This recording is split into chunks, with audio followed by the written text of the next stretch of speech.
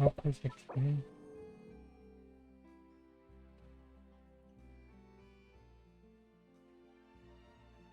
Yes, please.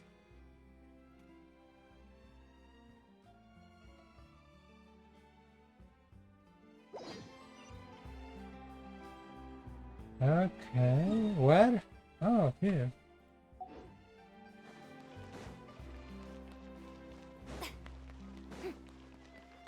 Yes, beauty. Maybe we will see Emil? That'd be cool if they put her in the story. Who is that? Okay, I see. Sigewinne, Karoto. What the hell happened here? This shop looks popular today. Wonder what the occasion is. I'm on. Butterfly Dew Cosmetics now on sale. Huh, looks like it. Oh, Sigewinne's here too. Sigewinne? Hey there, Sigewinne.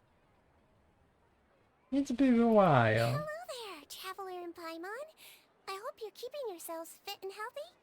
You bet we are. Paimon, calm What are down. you doing here, Sigewinne? The Duke insists I take regular vacations in the court of Fontaine. Oh. This one just so happened to coincide with a promotion for a new skincare product, so I came over to take a look. I like to keep up with the latest industry developments when I can, to help me with my magazine articles. Wait, you write? For a magazine? Which one? It's called Beautés en Fleur, and it's run by the Fontaine Beauty Association. Oh. I've done lots of articles about skincare for them, using the pen name Maritime Flower. Oh. Wow! You're a Maritime Flower? If Paimon's not mistaken, you're one of the leading figures in the Fontaine Beauty Association. Since when do you start to get the beauty mask? What's so weird about that? Everyone loves beauty. Okay, Paimon, we'll be talking about this I later. really like this role. The staff at cosmetic shops are always so polite. And as long as I wear a big smile on my face, I always get the best customer service. Don't wink on me! Don't wink! I still don't trust you. Well, they sure don't want to make an enemy of the Maritime Flower. How you become leader of beauty association? Obviously, it's because of Sigewinne's love for beauty. Still a leader of the Beauty Association? That's incredible. Paimon. The truth is, I study this field because I cherish my own appearance. It has nothing to do with being beautiful or not. Oh, the words of a master beautician defy comprehension! Oh, wait, you're saying that natural beauty is the highest form of beauty, right? Not really. Oh. Actually, Melusine aesthetics are very different from human ones. We don't view humans based on their appearance. Oh. If I had to describe our approach, I'd say it's based on cuteness. Oh, really? Yep. Still, I really value my current appearance, and in the process of taking care of it, I've ended up learning quite a lot about skincare and stuff. It turns out, my knowledge and experience is pretty popular with beauty product lovers.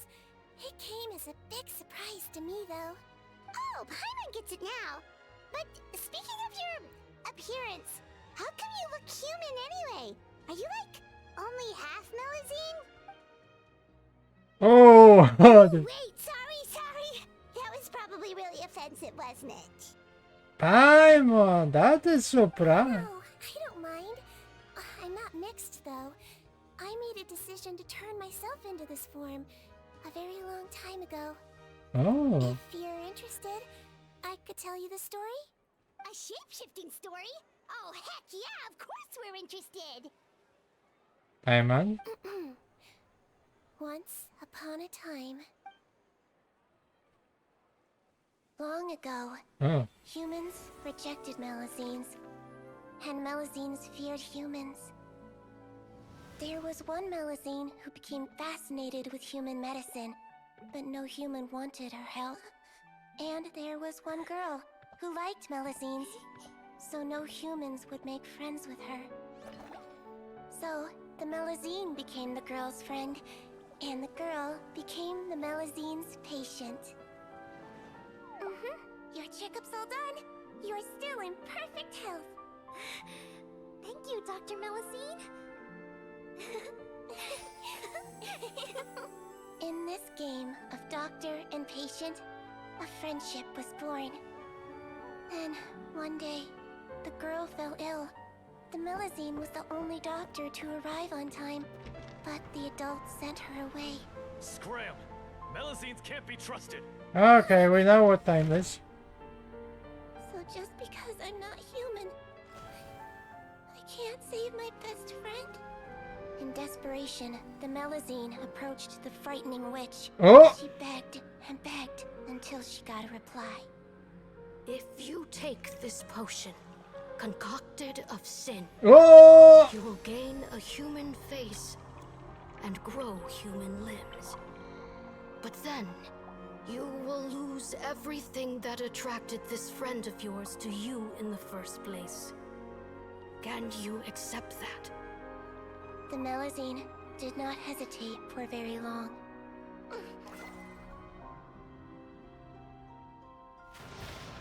What? On Send a you? rainy night, a little doctor knocked on the girl's door. The doctor wore a hood and raincoat, maybe to protect her from the rain, but maybe also to hide a secret. The little doctor held the girl's hand and treated her illness, just as she had so many times before.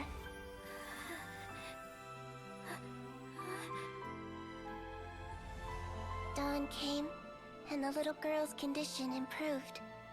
But the little doctor was long gone, for she knew her friend would never recognize her again. And so, since then, I've lived my life in human form. Most people who know me just think I was born this way. Okay, that explains a lot. Ooh, But I have a question. What, which, and who? Not exactly what? a witch? A potion? Why does this sound like a fairy tale? Trust me, it's a true story. Must be the way you told it then. It just sounds so, You're an incredible kind person, Sigewinne. yeah. Not every Melazine would take human form to save their human friend. That must have been a huge decision. Treating patients is a doctor's duty. We must always find a way, even when the going gets tough. It's so crazy that they turned you away just because you were a Melazine, especially when their daughter was so sick.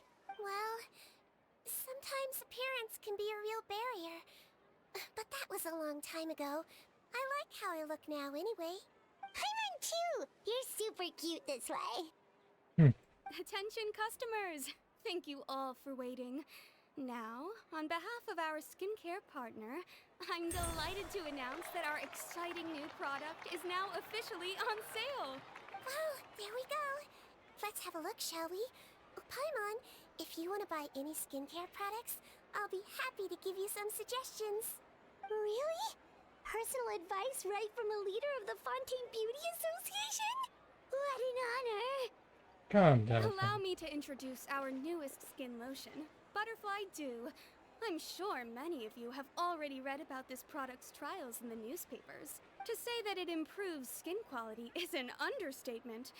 This product gets its name from the way it transforms your skin and makes it glow anew, like a butterfly emerging from its chrysalis and spreading its wings for the first time. We are thrilled to have the inventor of this fantastic product with us here today. Please welcome Mr. Rawat, a researcher from the Fontaine Research Institute. Now, without further ado, I'll hand over to Mr. Rawat to tell you all about what Butterfly Dew can do for you. Thank you. Hello everyone, I'm Rawat, and I developed Butterfly Dew. I have a... Wow, what a looker. Calm down, lady. Calm down. It's not that. He's a researcher? Wow, he's really challenging the stereotype. It seems that everyone is surprised by my entrance. Or should I say, my appearance. I'm well aware that researchers are generally better known for their brains than their dashing good looks. In that regard, I do believe I break the mold somewhat. Of course, appearance is a skin-deep way of defining a person. And yet one's appearance can be a very real set of shackles, holding a person back in their life. It can rob a young person of their self-confidence when applying for a job, dissuade a young lady from approaching the one she loves.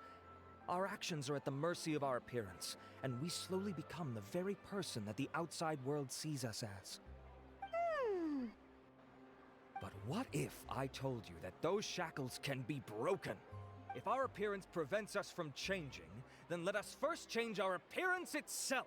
Wash away moles, birthmarks, and wrinkles, and they can no longer rob us of our confidence. Replace them with luster and radiance, and we shall never again hang our heads in shame. Oh, That is why Butterfly Dew nice exists. advertising. Its mission is to allow us to shed our pupae, undergo a complete metamorphosis, and Oh, embrace okay, a new I life. don't worry about this word. Well, whether it actually works or not, after that speech, Paimon's already sold. Mr. Rawat, could I ask if you've used this product yourself? Of course, I tried it many times while I was testing it. You can consider me a product ambassador. Wow, then it's sure to work. I love the travel expression on timer. Okay, calm down, Paimon. We know what you know. Still, I don't expect to convince you just by blowing my own trumpet. So, could I get a volunteer from the audience to try it out?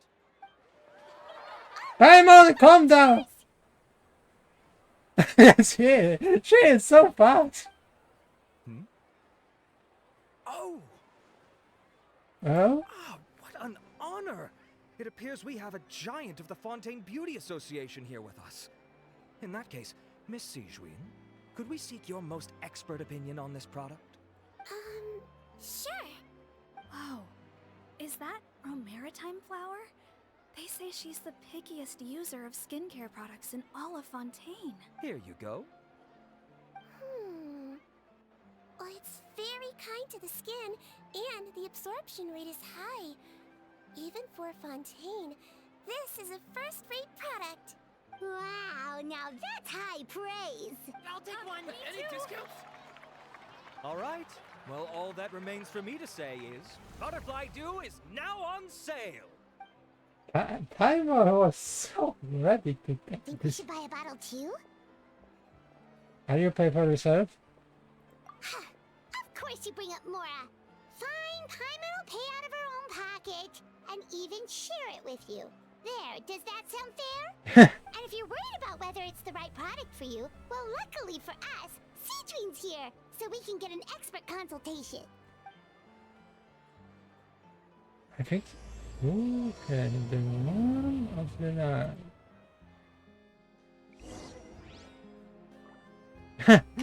Okay. Oh, what does lady? Aw, I wish I'd saved up my pocket money. Oh. What is this? This one? I'm buying for a friend, but I just want to check. Yeah, Buying sure. both women and men, right? Oh, really?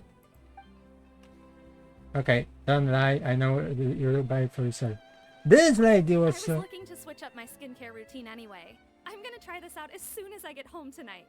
Oh, okay. Because I think so. This lady who was so. Oh, I need to.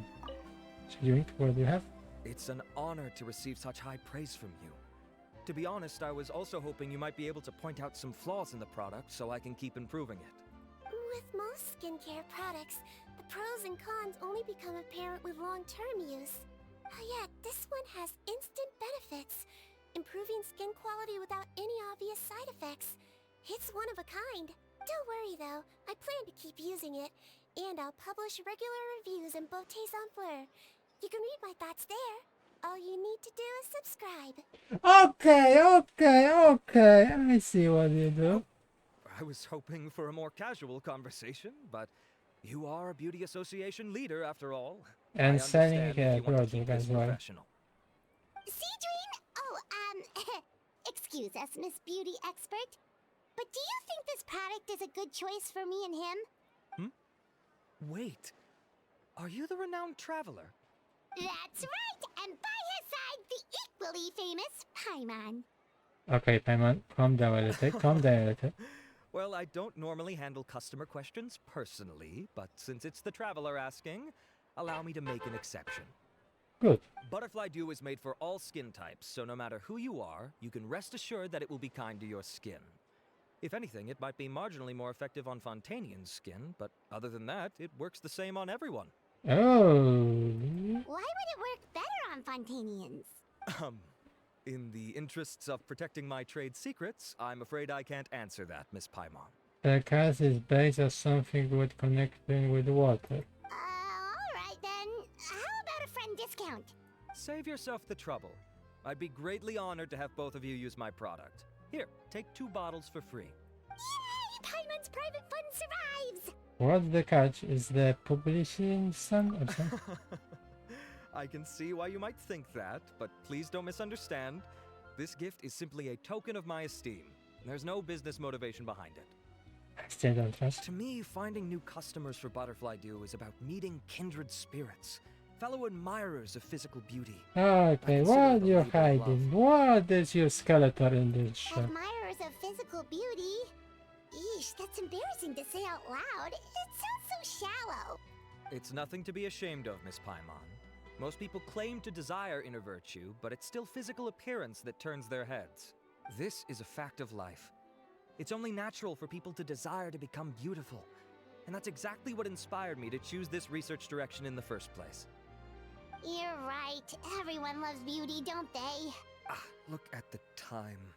My apologies, but I have other things to attend to. I'll leave you with these 2 bottles of Butterfly Dew, and I look forward to seeing you again. Paimon, I'd say there's no need for you and the Traveler to use this product for now. Oh? Why? Is there a problem with it? The quality is fine. I just think there's room for improvement. I think I could add some ingredients to the mix to make it more effective. Really? Then why didn't you tell Rawat about that? Researchers are a very special breed of human. You can point out their flaws to their face and they won't mind very much. But if you tell them that someone else could do a better job, ooh, now that'll make them really upset. If I'd mentioned it, he probably wouldn't have given you those 2 bottles for free. Okay, I see. Fair enough, that makes sense. If you're interested in the more effective version, I can write up a list of ingredients for you. Just come get me once you've gathered them. When you say more effective, you mean it'll make Paimon even prettier? Ooh, how can we say no? Well, if you really want this. As for me, it's probably time I got back to the Fortress of Maripede. I mustn't leave the infirmary unattended for too long. Alright, see you there then! What ingredients she need?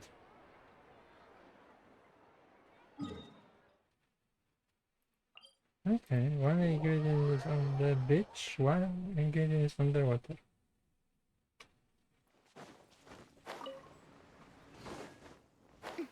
Just up ahead, Traveler. The ingredients for Sigewinne should be nearby. Slime? No slime.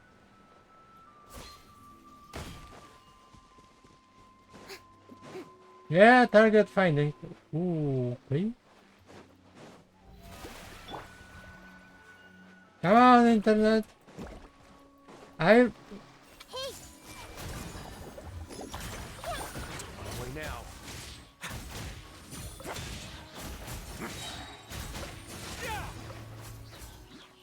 Okay, 1 ingredient is done. Okay. Korea.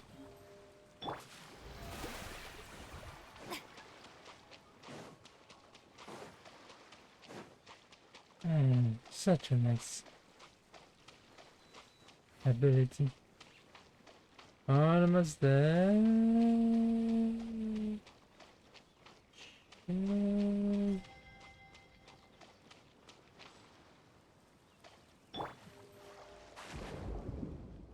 Oh.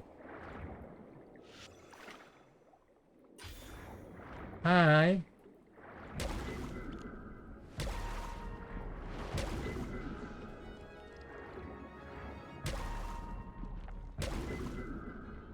Great! That's everything! Let's head to the Fortress of Maripede!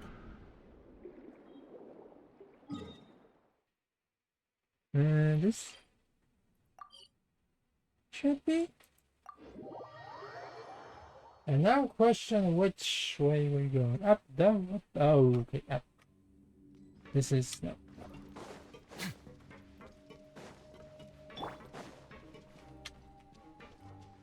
Come on, internet.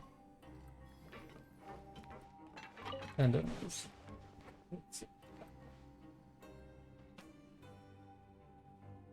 Oh.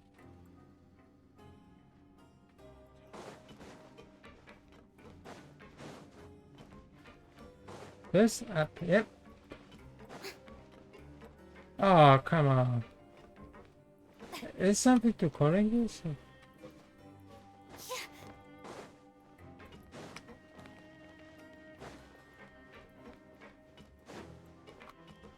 Oh.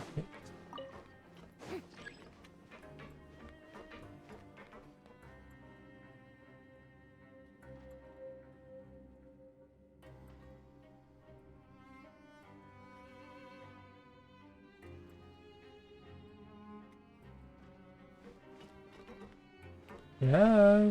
Oh, thank God.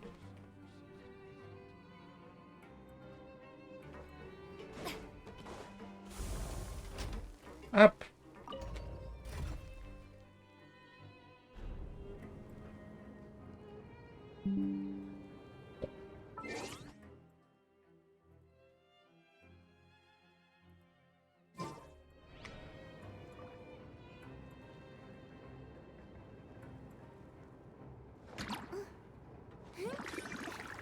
Okay, Serena. We're almost there.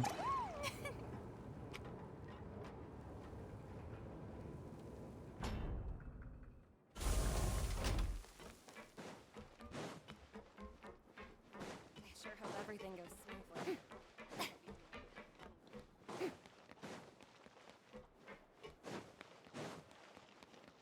We're almost.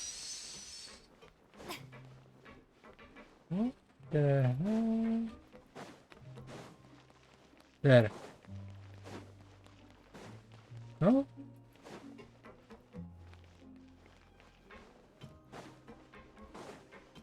This? No, no, that it should be other. Okay, where she is? No, no, no, no. Damn it!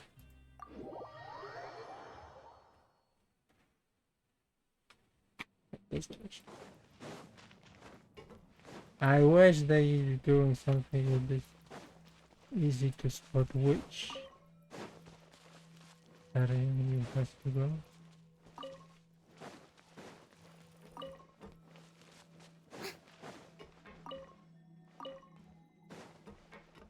Mm-hmm. Why? Why is closed this?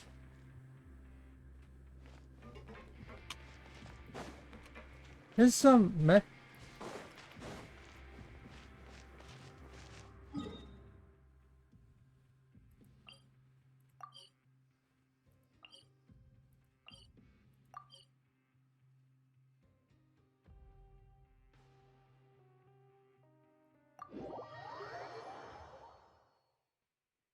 Where is access to this area?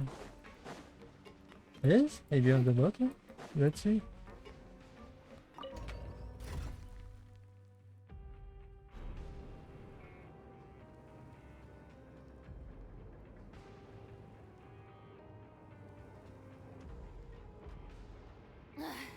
Boring. I know, Furina, I know. Anything else more interesting to do?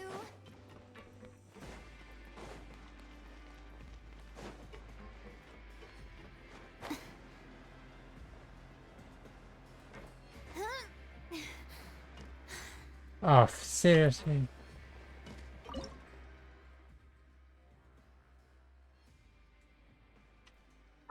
No, there is empty room there.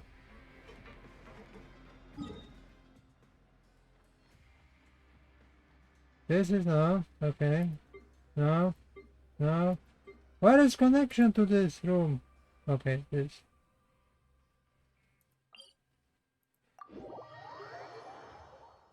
I hate when it would like that.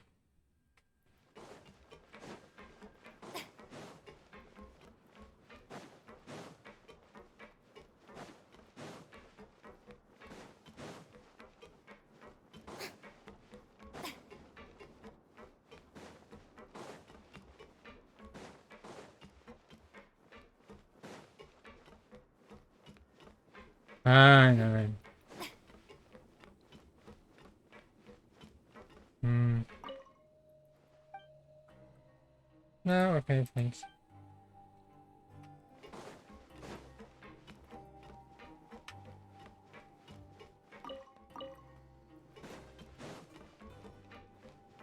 I know. Whoa, Surprisingly, the infirmary is packed. Please, you have to believe me. I saw it with my own eyes last night. Another me. He looked exactly like me. Got it? Okay. I've written down everything you told me. Now, I have a few tests to run. Take a deep breath, and don't worry. It's nothing to be nervous about. First, which finger am I holding up? Your index finger, but I'm telling you, my mental state is fine. I'm not crazy. Very good. Now, on to the next. Hey there, Your Grace. It's been a while, huh? Ah, Tutu. Indeed it has. I would offer you some tea, but I'm afraid the timing is unfortunate. Duty calls. No worries. Actually, we were looking for Sigewinne. Do you, know what all of this is about? This inmate came running to the guards in a panic, claiming to have seen his exact doppelganger. A doppelganger? Doesn't that just mean someone else kinda looks like him? And that's what I thought when the report first reached my desk. But we've inspected our records. No one even vaguely resembles him. Considering how certain he is of what he saw, I can only surmise that he's having some mental issues. So I brought him for a medical evaluation. Alright, very good. Take a sip of water and rest for a bit. the drink. Evaluation complete. I couldn't find any symptoms pointing to a physical condition. I see. So do you still believe there's more likely to be an issue with his mind than his body? I have to assume so for now. Psychological issues are more difficult to detect. At this stage, we can at least confirm that he is in command of his cognitive faculties. The rumor mill will go crazy if word of this gets out. Guards, take him to the ward for a period of observation. The Marechaussee Phantom has requested my cooperation on a case, otherwise I'd deal with this myself. Sorry for the trouble, head nurse, but I'll have to leave this to you. No problem, Your Grace. I'll add him to my observation list. Oh, By the way, we have a couple of guests here who've made the trip just to see you. I imagine it must be important. You probably won't need to add them to your observation list, though. Oh, Traveler, Paimon, it's you. yeah, it's me. Sigewinne, it's actually not that important, but... I'll be in my office if you desperately need me. Goodbye for now. Sure. Okay, bye-bye. Okay, so drink. What are you doing with this stuff? So, Sigewinne. Would you mind waiting for just a moment? I have another patient to see. Just find an empty bed and take a seat. I won't be long. Oh, sure. Sigewinne, we've brought him. And he seems to have taken a turn for the worse again. Okay, don't panic. Let's start by sitting him down here. Paimon had no idea how busy it can get for Sigewinne. Patient Paimon, she helping us with skincare. feel right. Meantime, we can offer to help Sigewinne. Good point. Besides, it might actually be interesting to observe her at work. This could hurt, so I suggest you take a deep breath first. Did his face melt? What happened to him? It's anyone's guess. His face melted off shortly after arriving at the fortress. But since he's a serious offender, he can't be allowed out for medical treatment. Best we can do for now is ask the head nurse to give him something to manage the symptoms. This is gonna be awkward. We still need to bring him to the Marechaussee Phantom for questioning. What if he scares them half to death? Will that be our fault? The Marechaussee Phantom? Does this have something to do with the case Risley's dealing with? Yep, it was a huge case. They bagged a few dozen crooks in one fell swoop. And this guy's the baddest apple of the bunch. He harmed countless people. And now, it looks like it's all finally catching up with him. You done gawking? Not yet. I need to check the severity of your ulcers to decide the right dosage. Don't worry. We Melazines have a very different sense of aesthetics from humans. To me, you just look like a little kitty with slightly scruffy fur, but still just as cute. Don't patronize me. Do I look like a kid to you? Just give me the meds and let me out of here. I already missed my cell. Hey, lose the attitude. You dare talk back to our head nurse like that again, your days are numbered. Oh! Oh, it's fine. Okay, I'm going to apply the medication now. Tell me if it hurts, alright? Look how nice Sigewinne's being. And he still talks to her like that? What a nasty piece of work. Can I leave now? Oh, not a peep. What a brave little guy. Thank you, Sigewinne. And I apologize for the trouble. So, Traveler, Paimon, did you bring the ingredients? Yes. We did, but we don't want to interfere or anything. You're busy saving lives here. Oh, don't be silly. I agreed to it, didn't I? Just hand me the ingredients, and I'll make some time to whip it into the improved version for you. Take a rest here if you want. Or, if you're not tired, I hear they're holding a new pancreation tournament in the administration area. Or alternatively, is there anything we could help you with, Sigewinne? Take stock and ask guys. That's right! Let us help you out! It's the least we could do! Good point. Kind-hearted humans start to develop guilt if they accept free help from others. Don't worry, I'll take a look at my schedule. I'm sure I can find something to treat this condition. I gotta warn you though, it'll be tiring work. So I suggest you take a break first, then come back and see me when you're ready. How long?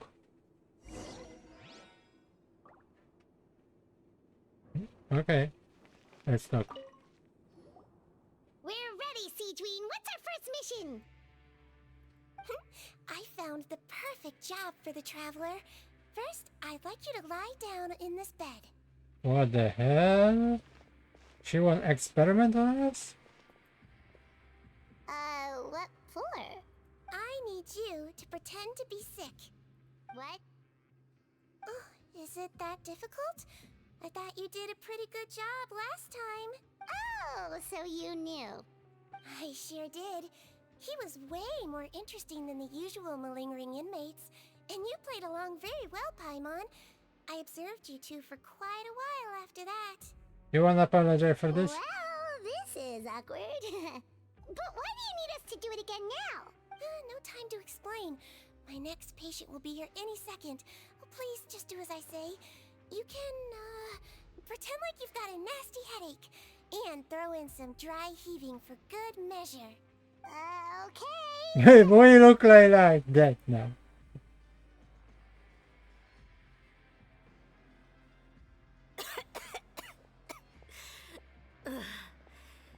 Hey, Doc, it's me.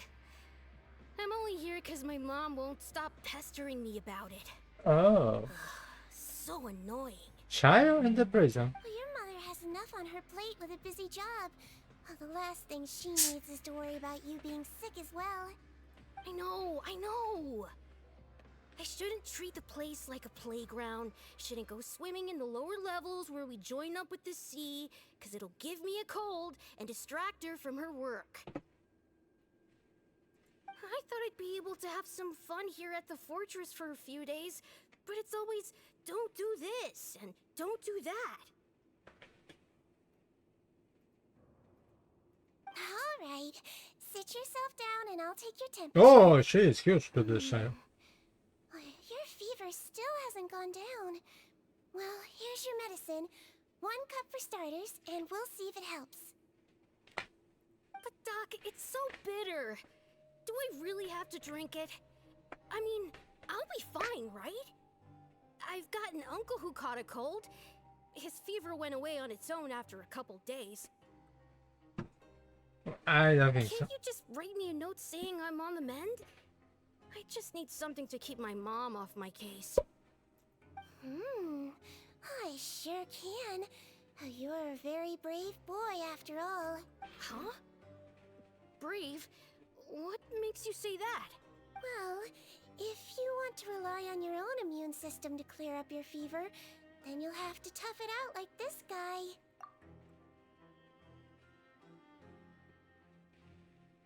I'm on. Hang in there, traveler. Are you gonna puke? Paimon can get you a paper bag.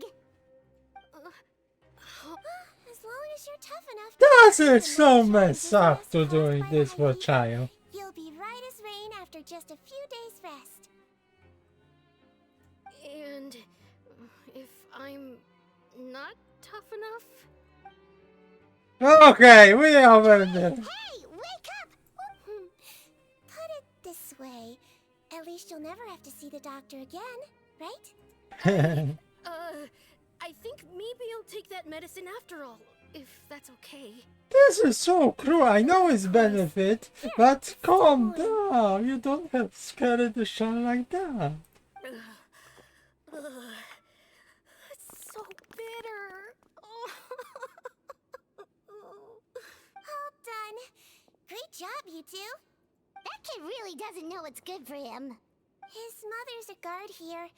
She's been working back-to-back shifts lately, but unfortunately his father's away on a business trip right now. She had no choice but to bring her son here for the time being. The prison. He Oh. was quite happy at first. He seemed to think that the Fortress of Meripede would be all fun and games. So you made us put on that act just to scare a kid into taking his medicine? That's a pretty sneaky trick. I said mess up. Side to Sigewinne we never knew about. I see this. It's a technique I learned from my teacher. Teacher? Oh, you had a teacher? Was she a Melazine doctor too? She was human. She passed away a long time ago. Oh, sorry. No, it's fine. I really liked my teacher, so it's always nice when I get to talk about her with other people. She was a traveling doctor, Oh. and since she didn't have a clinic, she'd go out and visit her patients wherever they were. Dealing with the badly behaved ones was her specialty. Oh. She used to say, if you can scare the little brats into taking their medicine, you won't have to hear them wailing and screeching when their condition gets worse. Huh, she sounds like a pretty strict teacher. Strict? Well, that's not how my teacher saw it. She thought of herself as terrifying to kids. Oh. Strange way for a doctor to describe themselves. Now Paimon's curious to know what she looked like. As it happens, I actually have a picture of her. Okay, old lady. Oh, wow, yeah, okay, that'll terrify the kids. Yep. All the children she treated thought she was a witch. Wait a moment. This teacher is the witch? Why does it almost sound like you're envious of her? Oh, because I am. If she was here, all the children would take their medicine without any need for tricks. A doctor who looks like a witch. True, they wouldn't dare try anything funny with her around. Oh, me, on the other hand, it's hopeless. Children aren't afraid of me at all. That's actually a good thing, you know? Oh, my next patient should be arriving now. Would you mind lending me a hand again? Sure thing! On to the next mission!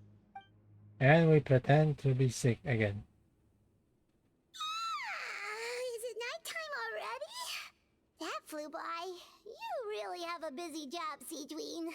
Well, thanks to you two, it was much easier today. Aww. Yeah, we can help. Should we get some rest? It's getting pretty late. Oh, there is one last thing. I have to keep it confidential, so I usually leave it till after everyone's clocked out. Confidential? Are you sure you can tell us? Well, it's fine. You're not living here anymore, so Oh. it's okay if you know. All it is I have to prepare some ingredients to make healthy meals with. Wait, you mean those healthy meals? Does one magical appear on the third day? My patients refuse to eat any healthy meals I prepare in front of them, so I have to prep the ingredients in secret, then let the chef at the Coupon cafeteria handle the rest. Considering even the chef's version makes people uneasy, it really makes you wonder what's in it. You want to find out? I can teach you how to make it. That way, if you ever suffer from exhaustion on your future travels, you can prepare a healthy meal for yourself. It's really good for you, you know. Let's see. Sure? Guess we can help out one more time. One more time, one time. Where are we going? The ingredients are ready. Now, put them on the table and add them in the order I tell you. First, we add this special slime condensate, stir it thoroughly, then pour it in. See that? It adds elasticity. It looks just like tasty jelly, doesn't it? Yeah. Yeah, it really does. Until you remember it's slime condensate. Next up, xenochromatic crystals. What? You want to crush them up into a fine powder, like powdered sugar. Wait, are those from Fontimer aberrants? Are you sure they're edible? Finally, we'll need some high-protein meat. Frogs are an excellent choice. You just need to clean their innards, and then you're left with some lovely, tender meat. Yeah, France, yeah. And we're done. All that's left now is to pack them into lunchboxes and hand them to Walsey. Yesterday in the production zone, I noticed an inmate who's been working for 2 days straight. That means it's a healthy meal for him tomorrow. Sigewinne really does have the inmate's best interests at heart.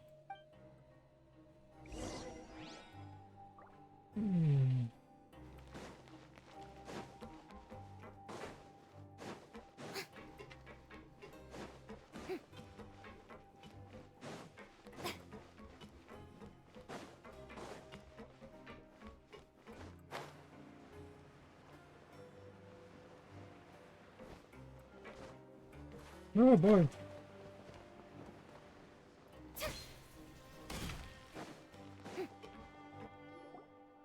Ah, head nurse. Got some extras for me? Just the one today. The serial number's on the lid. Sounds good. I'll make sure it gets delivered. Sounds like they're talking in code. Thanks for your help. Oh, it's no trouble at all. I only wish I could do more. You work so hard for all our sakes. I'd happily lose a little sleep if it meant helping you out. That won't do. If you reduce your sleeping hours any further, your health will start to suffer. All right. Nurse's orders. I'll do as I'm told. But you take care of yourself too.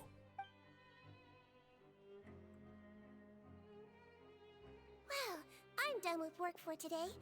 Thanks for helping out, you two. Seems like the guards and staff here have a lot of respect for you, Sigewinne. In just one day of helping you with your work, it feels like we've done a lot for the fortress. Head nurse, please, wait. I'm sorry to disturb you this late at night, but I think you'll agree, this is urgent. Okay, just relax and catch your breath. What's the matter? The guard at the observation ward, Odilon, he told me to pass on a message to you. One of the inmates there, the guy suffering from possible hallucinations, well, he seems to have made a sudden recovery, and now he wants to apply for permission to leave the ward. What? Huh? Already? You were right to tell me. I'll have to examine him and make sure he's well before we discharge him. Oh, I think so.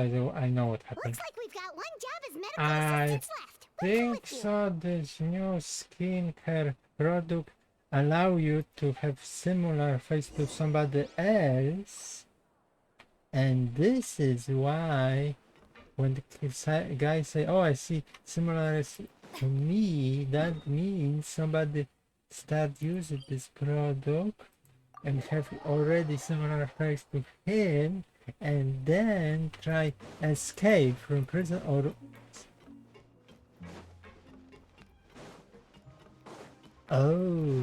and this can be this guy who has scar on the face, who his face is melting. Yeah, that can be this guy.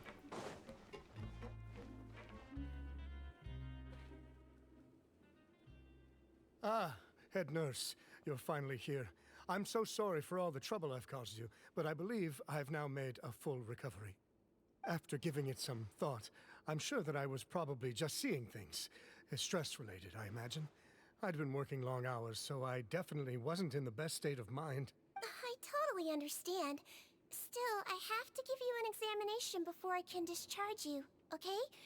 So, take a deep breath and don't be nervous. It'll be the exact same procedure as we did this morning. We can start whenever you're ready. Again, so sorry. I was in such a state this morning, I barely recall anything. Would you mind taking me through it again? Oh. Not at all. It's a lot to remember. First up, we have a little cognitive test. Just concentrate and you'll be fine. To start with, which finger am I holding up? Your pinky.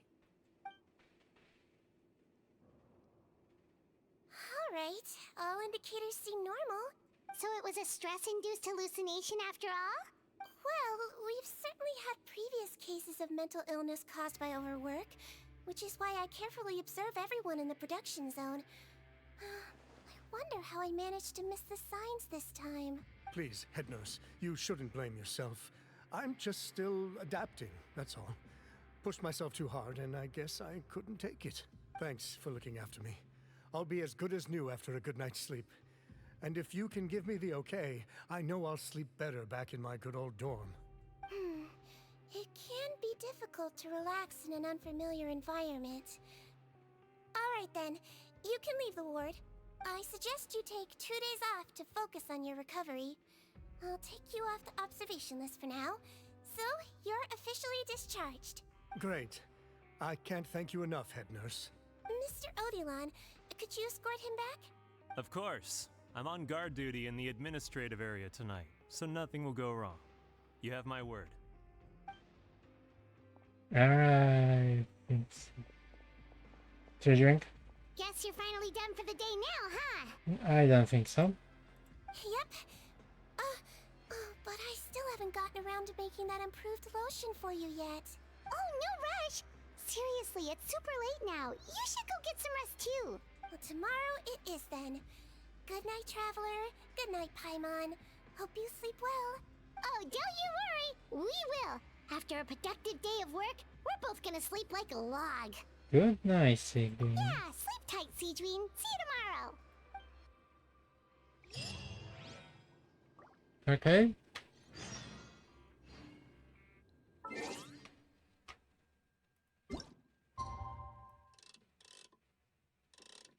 Perfect.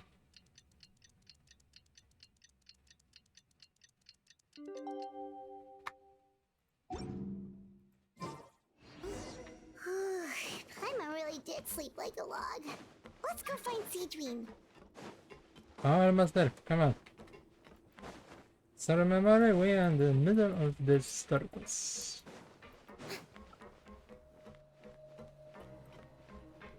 Something happened. Definitely something happened. Definitely something happened.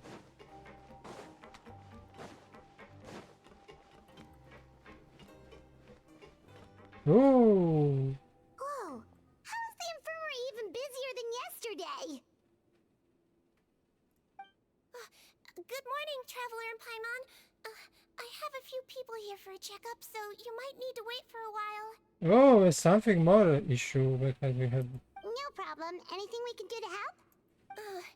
There's a bit of a complicated situation here. I'm still getting to the bottom of it myself. You have to believe me. I'm telling the truth. What? You're in a medical facility. Keep it down. Please, listen to me. I'm not Gascon. I'm Uy.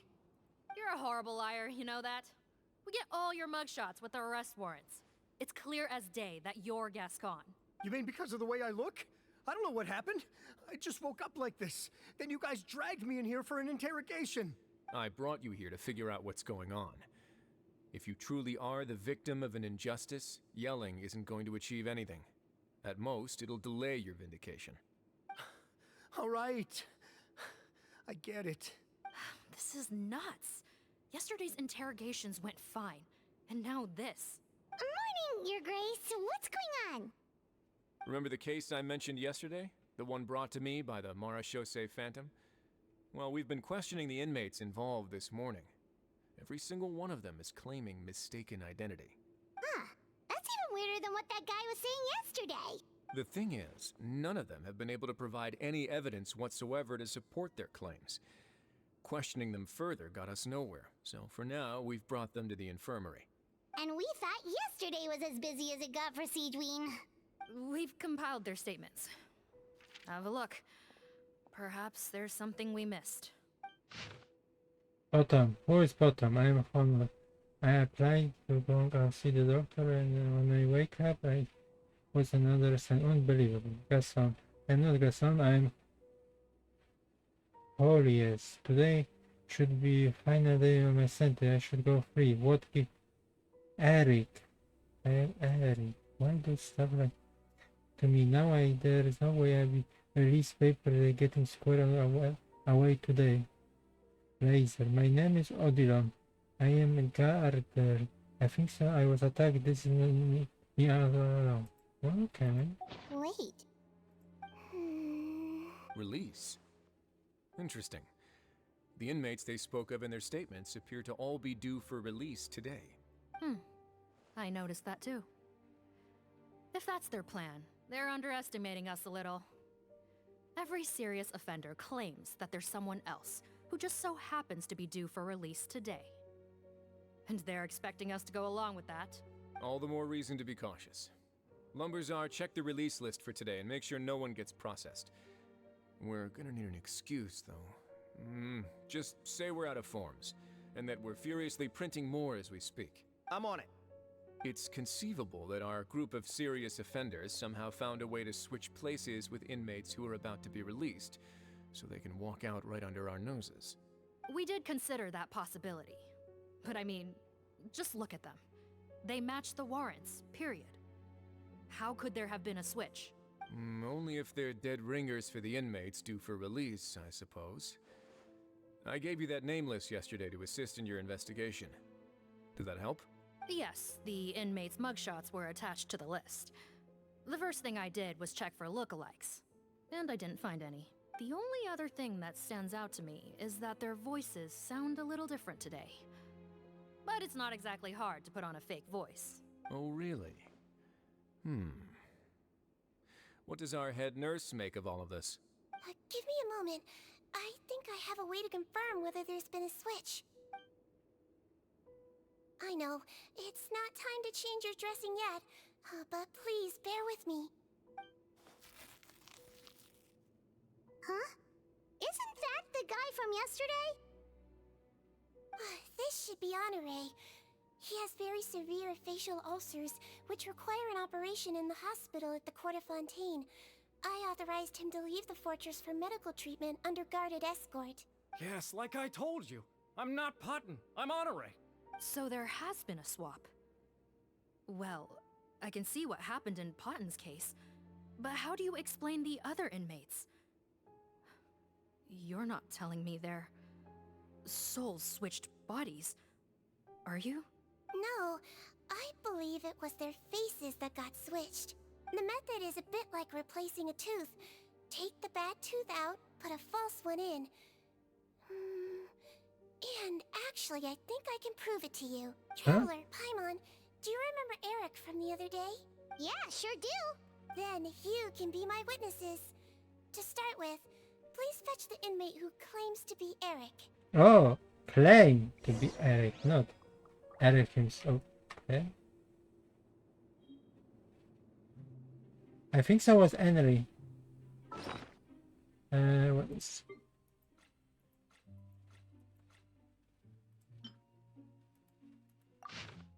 Yeah, Henry.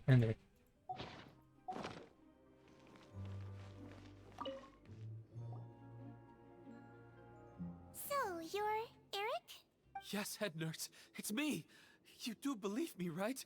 I need to do another examination on you. Same procedure as yesterday. All right. It's the cognition test first, right? So I need to concentrate. Now, try to recall if you can. The last time we did this test, which finger did I hold up? I believe it was your index finger.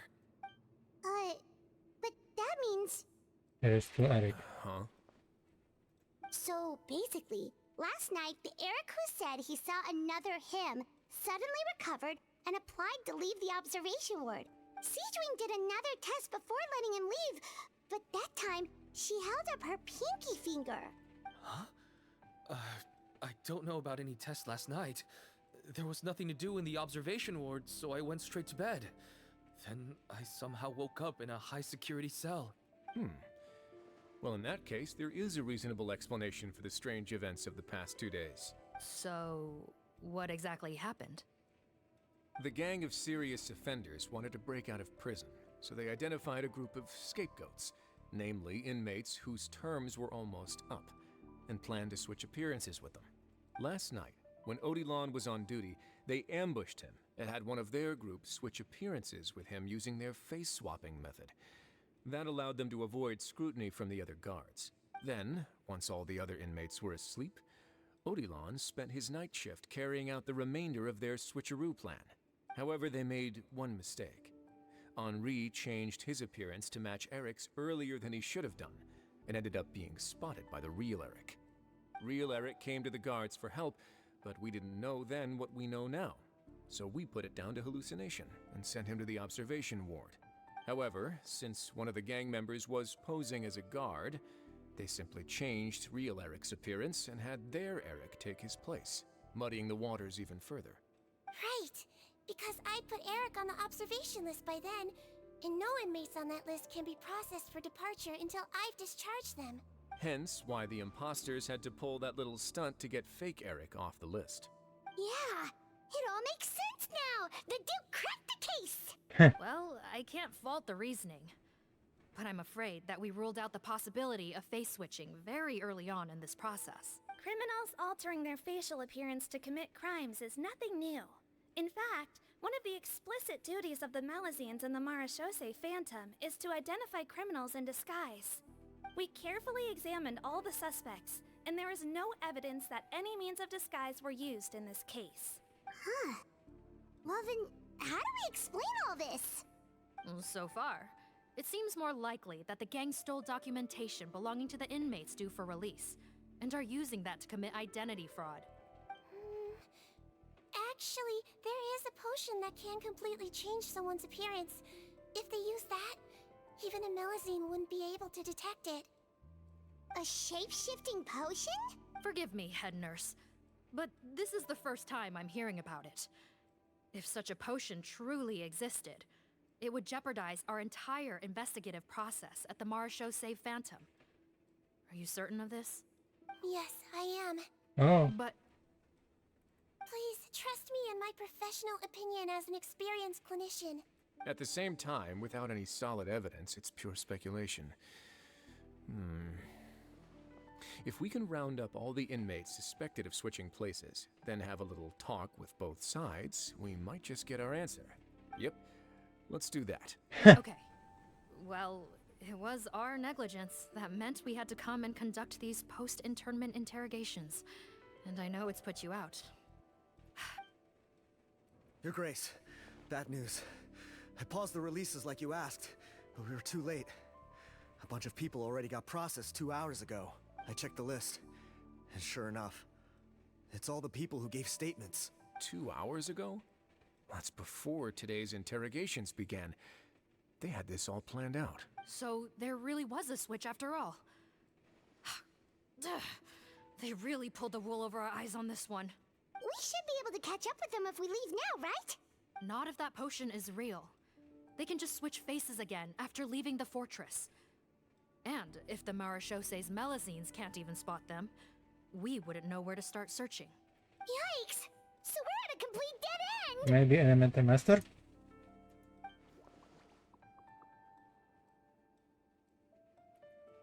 Somebody? Well, technically there is one more lead we could follow up on. We were only able to arrest this gang thanks to the help of a researcher from the Fontaine Research Institute. I believe his name is Rawat. Oh? Rawat? Isn't that the handsome guy we met at that skincare promotion? Handsome? Maybe from a human point of view. I just remember that he specialized in potions. One of the crimes this gang is charged with is the manufacture and sale of illicit drugs. According to Mr. Rawat, they appear to have stolen technology he developed through his research and used it in their operation. At first, he thought it was a typical case of intellectual property infringement, and he tried to negotiate with them. But once he discovered their criminal operation, he reported them to the authorities. Thanks to his report, we were able to swoop in and arrest them all in one go. What a hero! Bet that took courage on his part. No doubt. This is worth following up on. As the one who snitched on them, it's highly likely that Rawat will be targeted by the escapees. That aside, since he's negotiated with them in person before, there's a chance he'll have some additional information for us. Understood, Your Grace. My team and I will head to the Fontaine Research Institute right away. In the meantime, please keep an eye on the face switch victims for us. Of course. Miss Morgan, I'd like to come along and help you catch these criminals. Huh? Why's that? Well, I'm the one who discharged the fake Eric last night, so I feel partly responsible. Don't say that, head nurse. Your focus was on the inmates' health, and rightly so. We can't ask you to help with arresting criminals. That's our duty. I also have a more personal reason. Cotton is a patient of mine, and if I don't get a new batch of medicine to him in time, his condition will get much worse. Look, head nurse, I completely understand where you're coming from. But arresting criminals is dangerous business. And if anything happened to you, none of us can afford to take on that responsibility. Yeah, no, but wait, this. Oh. Don't worry, I can defend myself just fine. Oh, I see. You say that, but still. If I may, Miss Morgan, Sigewinne is the one who raised the potion hypothesis, and I'm sure she has far more expertise on the topic than your team. My suggestion would be to bring her with you. And if you really are worried for her safety, then... Yes. Time on the night coming along. There you go, right on cue. Knew I could count on you. Okay. Well, since this plan has the Duke's blessing, far be it from me to refuse. We should head off immediately. Time is of the essence. Exact. Let's go. What is... Yeah. Now, be interesting for what we see.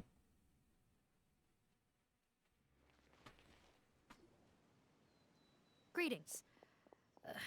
Sorry to impose, but I'm afraid we're here on urgent business. And we're gonna need you to cooperate. The Marsh's a phantom. Let me guess, you're investigating some more illegal research? Not this time, no. We're looking for a researcher. Do you know where we might find Mr. Rawat? Rawat. Oh yeah, Mr. Handsome, right? He actually doesn't work on site here very often. There's a handful of researchers in the nearby area who know him pretty well, though. Just a handful? Paimon figured he'd be the most popular guy around. Well, I guess you could say he's popular, at least on a superficial level. He's blessed with good looks, so he tends to make a good first impression on people. But in all his time here at the Fontaine Research Institute, I don't think he's ever had a single deep conversation about his research with his peers. That's no way to make real friends around here.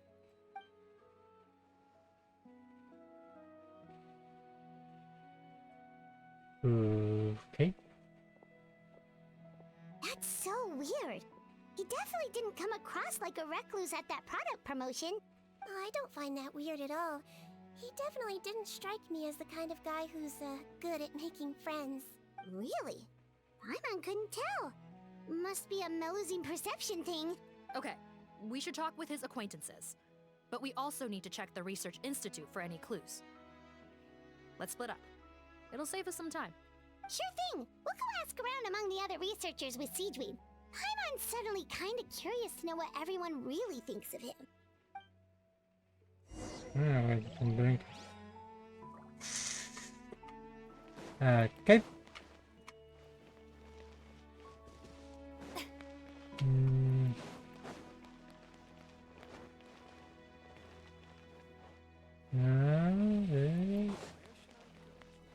Okay. Adeline?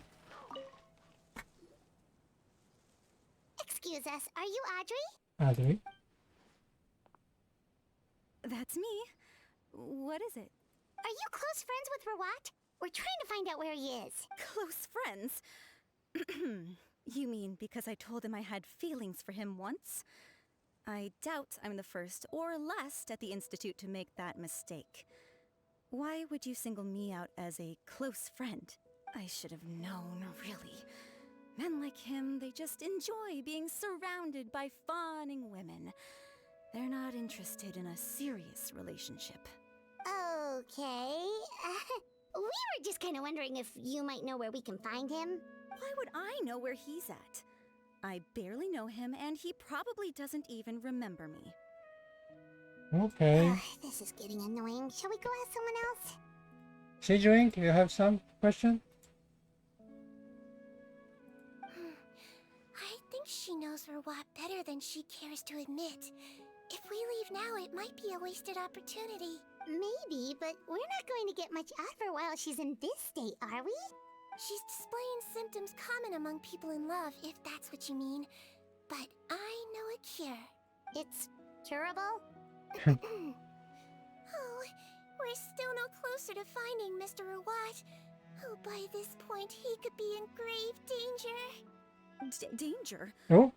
Wait, why are you looking for him again? Sigewinne, you're such a manipulating bastard. The Marshose Phantom said that he's been targeted by some pretty bad people. We need to make sure he's safe. What? How has this happened? He seemed fine when I last saw him, and that was only a couple of days ago. Just happened to run into him, of course. Okay, Tsundere. I see. Well, do you have any thoughts on where he might be right now? Okay, but this is purely out of concern for his safety. If he's not at the Institute, he might be at his mother's place. Oh. She raised him alone, that they had it pretty tough financially, and these days she's housebound due to illness. He makes regular trips back home to check on her. Oh, okay. Do you know the address? Yeah, okay, here we go. Nope, sorry. Oh. I only found out the thing about his mother because it came up in conversation once. I was just trying to find out more about him, you know, so I could get to know him better. When I told him I had a crush on him, I offered to help him take care of his mother. And yeah, maybe that was a stupid idea, but did he really have to yell at me for it? It's like, fine, I can take no for an answer, but what's with the temper tantrum? Unbelievable. These guys only want to show you their charming, well-groomed exterior. They can't stand it when a few home truths shine through. Looks like her love syndrome is flaring up again. We need to find out Mr. Rawat's mother's address. Let's check with the Marshose officers when we regroup. Cool, sounds like a plan. Okay, we have one clue. Now, okay. What is Sir doing there? Hey there, are you in Teep? What do you want? We're here to ask about Rawat. Any idea where he might be? We were told you were pretty close with him. Close? Not sure that's the word I'd use. He wouldn't even let me use his patent. Huh? What? It's been a good few days since I last saw him. I don't know where he's at. Go ask someone else. Would the patent in question happen to be related to the new skincare product he developed? Yeah, kinda. Butterfly dew, or whatever he calls it. I heard he made a tidy sum off of that one. Okay, now we're getting somewhere. Keep going. Most of the other researchers here focus on mechanics, Oh. energy, stuff like that. I get why he wouldn't be interested in having anything to do with them. But I'm studying coatings. There's a huge overlap in our areas of research. Why would he refuse to work with me? I bought his product once, and noticed it contains a unique substance that might have applications in coatings, too. If it worked out, I could probably make as much as he's making. Don't get me wrong. I had no intention of plagiarizing his work. I was hoping to get official permission to use his findings in my own research. Followed the proper procedure. It was all above board. I would have had to pay him a license fee and everything. But despite that, he turned me down not once, not twice, but 3 times. Oh. It's like he's vehemently opposed to the idea of anyone else making the kind of money he does. Huh, so is Rawat antisocial, or is this guy just jealous? Maybe both. Well, it doesn't look like we're gonna get any info about Rawat's whereabouts from him. Let's go. Wait, 1 second. Mr. Antibes, next time you go shopping, you should buy some Buell fruits. Peel the skin, steep in water, then drink. It'll help calm your mood. Oh. Huh? Yeah. That was hilarious.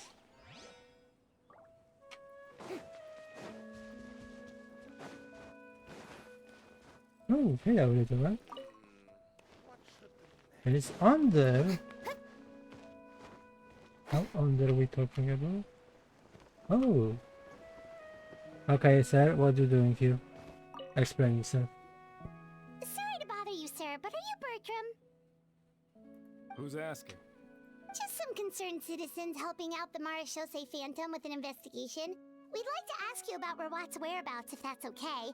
We're told the two of you are pretty close. Not anymore, we're not. Turns out we don't see eye to eye. Oh. Oh yeah? What happened? The thing about us researchers is, most of us do what we do for some sort of higher purpose. But not Rawat. All he cared about was how to commercialize his findings. He won't even let you work with him unless you sign a confidentiality agreement first. Also, he has better control over who gets which intellectual property rights. How are you supposed to get any meaningful research done working with a guy like that? Now that I've got my own technical solution for my compressor, I don't need to work with him anymore. So that's what Rawat is really like. We'd still like to know where to find him. Is that something you can help us with? Wait, you're... Yeah, I know you. You're the head nurse at the Fortress of Meripede. Alright, then I'm happy to help you if I can. I respect the work you do. Medicine serves the highest purpose of all the sciences. Wow, turns out Sigewinne's got some real clout. Thing is, I have no real way of knowing where he might be. I stopped working with him 2 months ago, and I've barely seen him since. But if you want my advice, I'd say go talk to the peddlers. There's a few he meets with every other day or so. Oh. They know where he's at. Peddlers? Yeah, back when I was working with him, I noticed he met with them quite often. Wouldn't surprise me if they were involved in some shady business together, because it seemed like they went out of their way to avoid discussing anything in my presence. The little I overheard was about manufacturing and selling pharmaceutical drugs. Like I said, he's all about the money. Drugs? Doesn't he work with skincare products? Do those count as drugs? Who knows? No. I never cared to find out. He's the Morag rubber, not me. Thank you. You've given us plenty to work with. Welcome. Goodbye, and may we both reach new heights in our scientific endeavors. Well, that's all 3 researchers. Let's head back to the meetup point. God.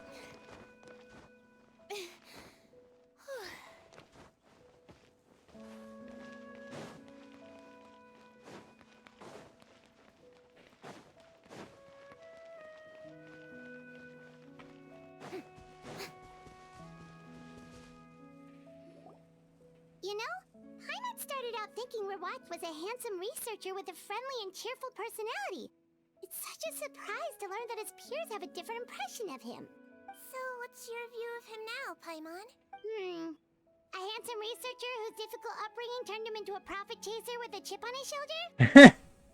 I love Trevor expression. So your thoughts about his appearance haven't changed at all? Well, his looks are kind of a big deal. At least in Paimon's opinion. How did such a handsome guy end up being so antisocial? Even with his difficult family background, it just doesn't make any sense. You can't judge a person solely based on their appearance. Head nurse. Traveler. I assume you've spoken with the researchers. What did you find out? Yeah, and? Bertram mentioned Rawat's involvement with some pharmaceutical merchants. Do you know if he's registered any pharmaceutical brands? Since he was a whistleblower on such a huge case, I ran a background check on him. I don't remember there being any brands under his name. How strange. If he was so focused on commercializing his research and averse to sharing his technology with others, why wouldn't he have registered his own brands? Maybe he and his business partners needed to avoid public scrutiny? You think he may have colluded with the gang? Well, the crime was manufacture and sale of drugs, and that would certainly be in his wheelhouse. We can't rule it out. Isn't that pretty unlikely, though? He was the one who blew the whistle on them! Most children who come to me with tooth decay have suffered pain for a long time already, but they'll still try to hide the fact that they eat too many sweets. Grown-ups and children aren't so different in that regard. Oh, okay. If you say so. I saw him when he came to make his report, and I certainly didn't get the feeling that he was the type to collude with criminals. Perhaps it's more likely that they were coercing him. You mentioned that he comes from a poor family. So, it's possible that the criminals approached him, asking for academic support, luring him in with the promise of riches. By the time he discovered who they really were, he was in too deep. They had leverage on him, so he was forced to keep working for them. I've seen it happen many times before. That does make a lot of sense. It would definitely explain why he was so unwilling to cooperate with his fellow researchers. No wonder he's so unsociable. He must be on edge all the time with a gang of crooks breathing down his neck. In that case, the situation could be worse than we thought. Hmm? If Rawat was working with the escaped inmates, they're sure to know more about his whereabouts than us. Oh, there's a good chance they'll get to him before we do. Based on the information we've gathered so far, he was last seen 2 days ago. If no one's seen him since, maybe we're too late. 2 days ago? So he went missing right after that product promotion. That was the same day he reported the criminals, too. Oh. Not a good sign. Don't worry, everyone. I believe we still have a chance. Since he disappeared right after blowing the whistle, it's likely that he's gone into hiding. Yeah, he must have been worried that they'd come for him. All the more reason to find him as soon as possible. The only lead we have at the moment is his mother's house, which you mentioned earlier. Seath, think you can find the place? Yep. When you register a brand, the Court of Fontaine requires you to provide a legal address. The one Rawat wrote down was in the outskirts of the city. That should be the place. Okay, then there's no time to lose. Let's move. How far away is this house? Oh, very far away.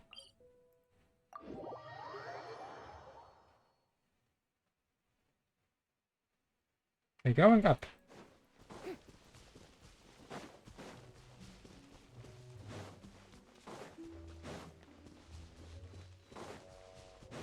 Yes, we can go further.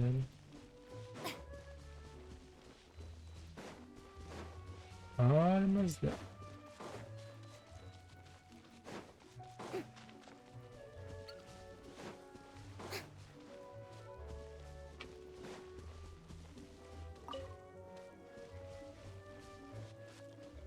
Come on. All right, this should be the house. Okay, I'll knock.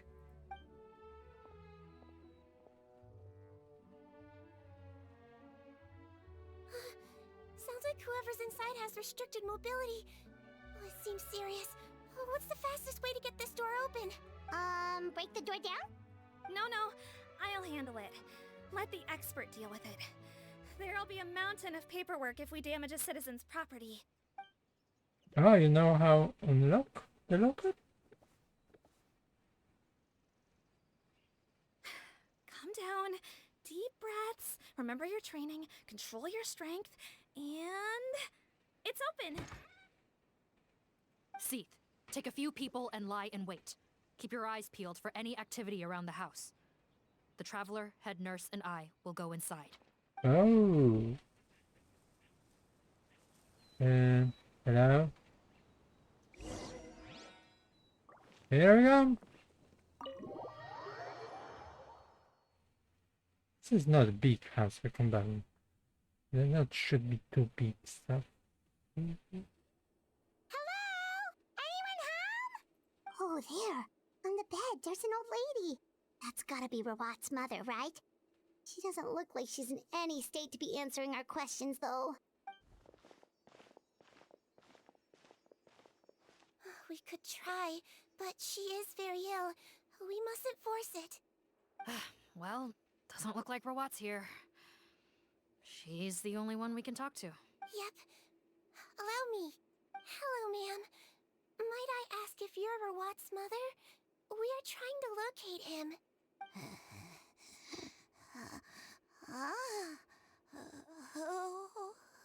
of hearing, perhaps. Does anyone have a picture of Rawat? I have one here. I'd like to show you a photo, ma'am. Is this your son? Do you know where he is? Looks like this isn't gonna work after all. Well, looks like we're out of leads. If Rawat's not here, things are looking very bad for him. Is it possible he could have avoided returning here because he knew he'd be in danger? Maybe. But if so, where do we look next? Maybe we should take another look at the Institute. Yes, so. I suggest we all return there now. We found a good amount of useful information the first time, but perhaps there's something we missed. This is our last hope. Sorry, officer, but could I stay here for a while? This patient requires some care. Of course. Traveler, stay with the head nurse. You're technically here as her assistant after all. You're good. Also, I'd like some Marechaussee members to stay as well, and keep an eye on the area. Why's that? If Rawat knows how serious his mother's condition is, he will return. Got it. Okay. I'll tell the squad members in hiding to stay put and keep a lookout. Okay, Thanks for Sigewinne. helping me out yet again, Traveler and Paimon. No problem. But when you say her condition is serious, do you mean... Yes. She's barely clinging on to life. Oh. Let me take care of a few things first. Could you pass me the towel over there? Yeah, of course. Okay. He pretend to be his mother?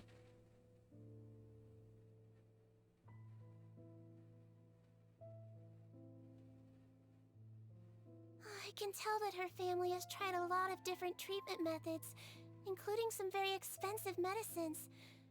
Unfortunately, her condition is so multifaceted that a recovery looks all but impossible. Sigewinne. Paimon bets being a nurse must be pretty tough at times like this. Yes.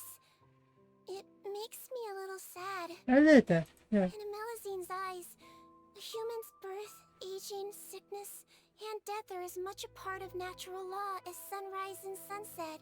But human medicine can defy that law to some extent. In that sense, it is a science of miracles. That is why I became fascinated with it in the first place. But it was only after I truly became a doctor that I realized miracles don't always happen. Even the greatest doctors cannot cure all diseases. Sigewinne, beijo. Sigewinne. Well, don't worry about me, Paimon. A doctor's duty is not to cure all diseases, but to treat whatever ailments they can.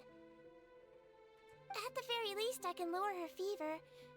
That way she'll suffer less. And she might even be able to see her son. Yeah. All the more reason to find Rawat as soon as possible, even if we don't catch those crooks. Oh, her fever is getting worse. Could I get some hot water? Sure, we're on the case.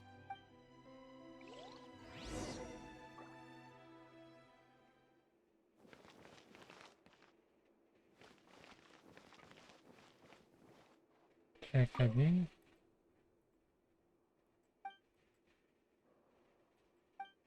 This is... Oh.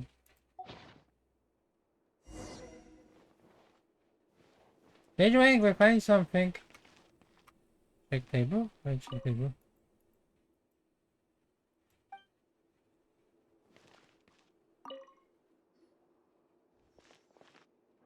Found the hot water?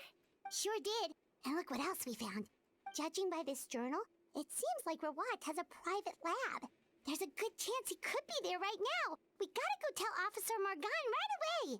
Oh, that's great news. But hold on just a moment. The wet towel is ready.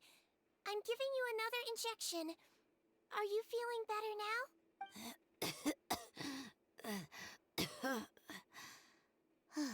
It's all right. We'll go bring him back. Please hang in there. Thank you.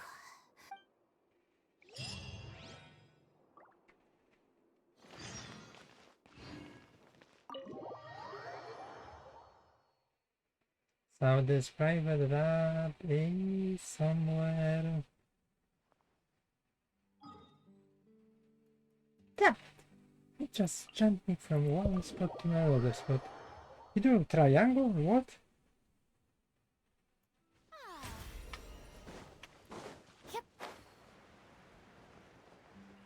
Almost there.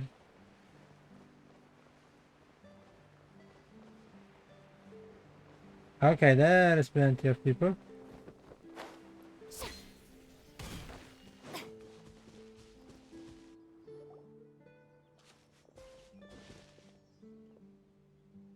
It's Officer Morgan! They're already here!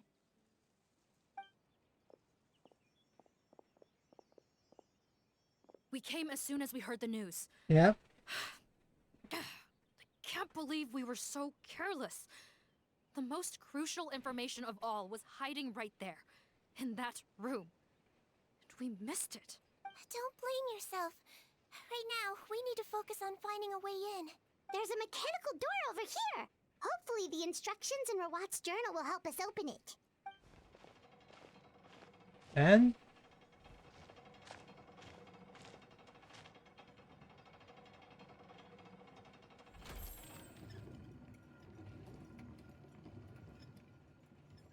Working? It's open. Let's go in. Okay, let's go. Yeah, sure, why not? We have kind of. Here we come. Where's Sigewinne?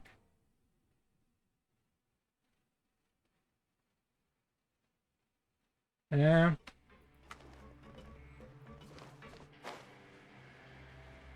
I'm interesting. What they give her? Artifact?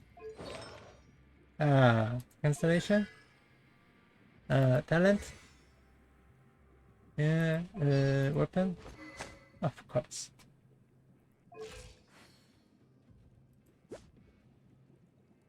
Did I give her too much? Oh, it's me. How did they get in here? Captain, up ahead! Those look like our fugitives! So they found this place too? Don't let any of them escape!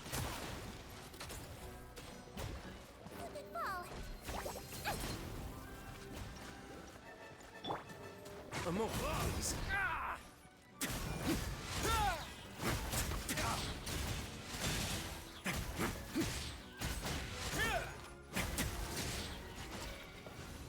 This may hurt a little.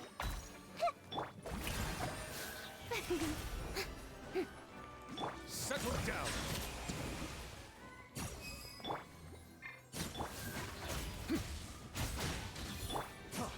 Right, wrong button. Ah, it's working. That tingle? Don't be nervous. Just relax.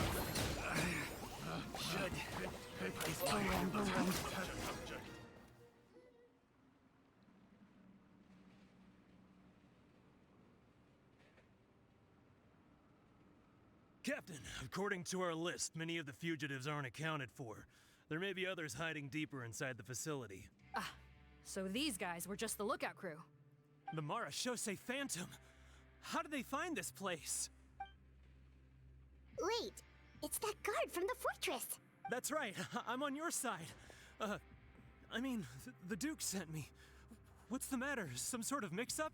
Mr. Odilon, didn't I tell you a few days ago that you need to stop all field work until you've recovered?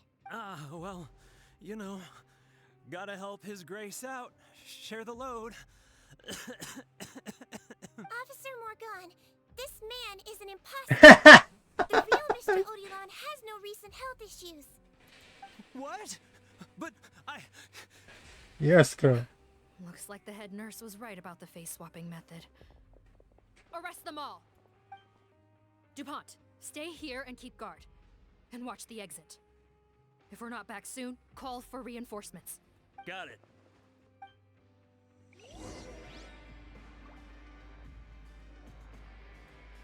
Yeah, but chess.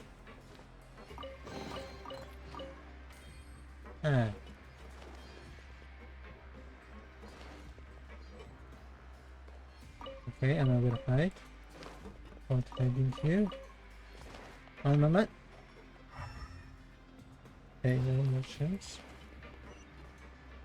Okay. Whoa! No, that's better.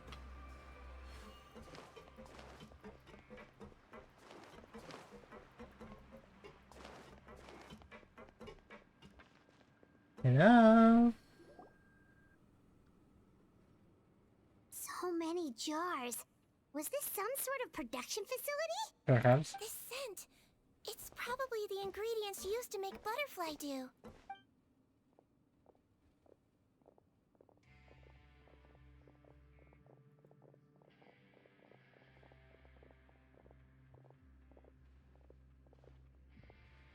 How come they're all empty?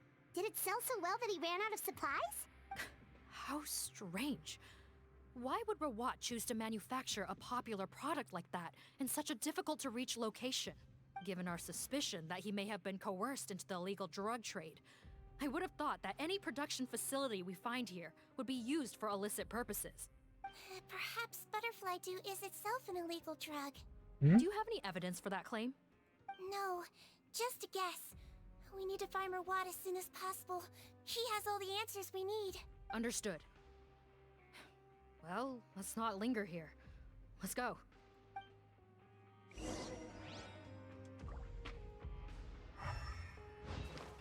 Nothing here. Okay. Oh. Hello?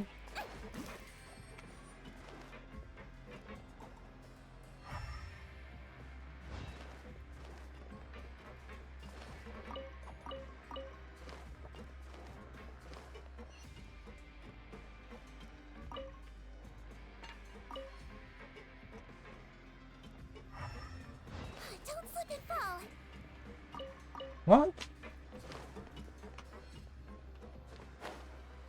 Doesn't look like we're gonna get this door open. Let's find another way around.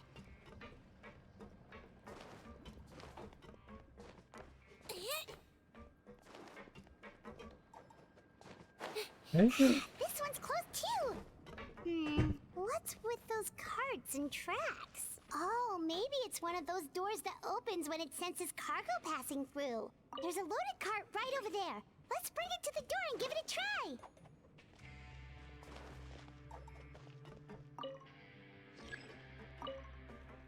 Okay, maybe this way.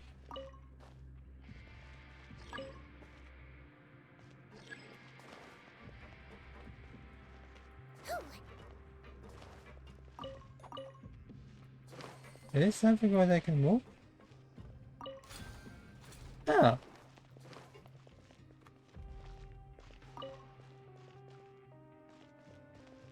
Whoa, that was fast.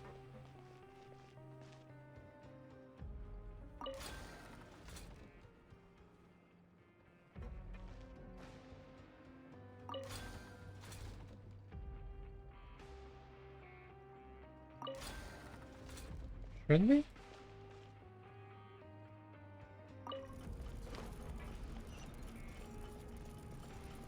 Open? Oh.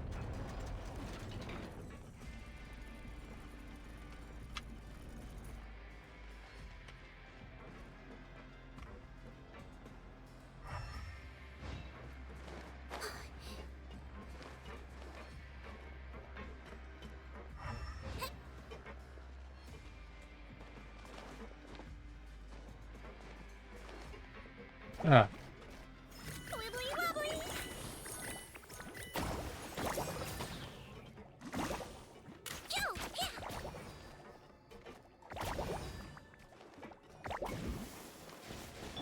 I see everything.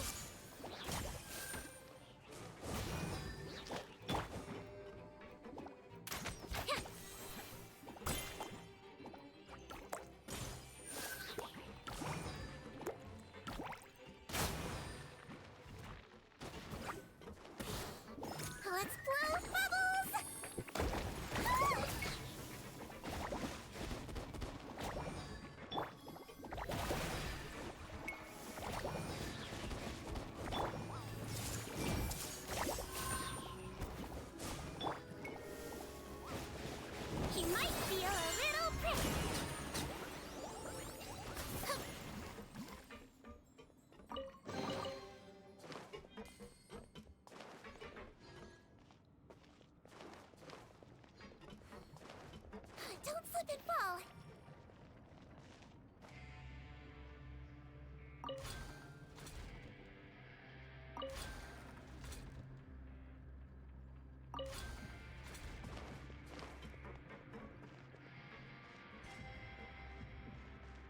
There is...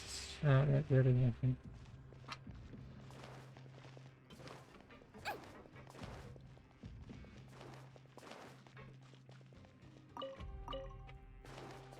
But then, how the hell?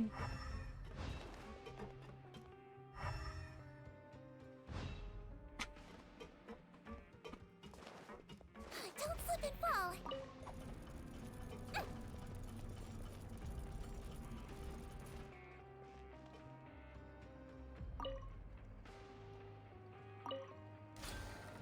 Okay, and... Oh! Come on.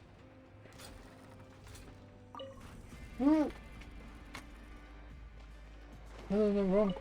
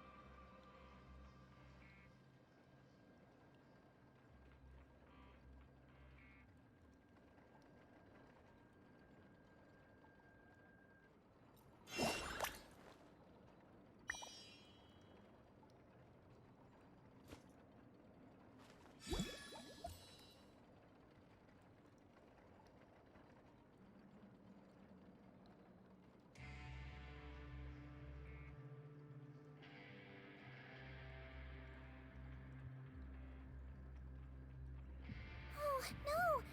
Did you bump into something? Well, if it hurts, just let me know.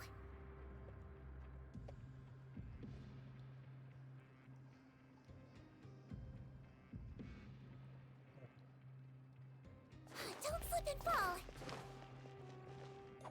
No!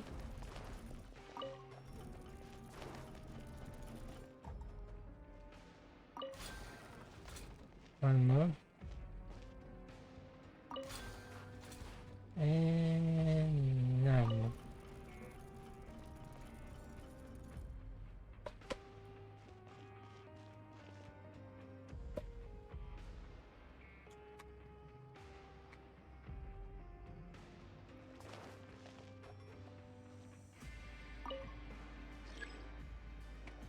Huh.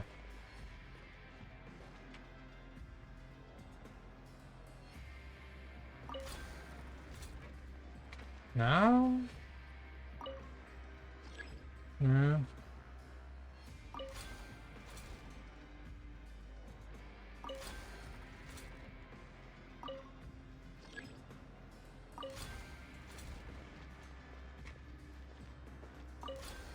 No.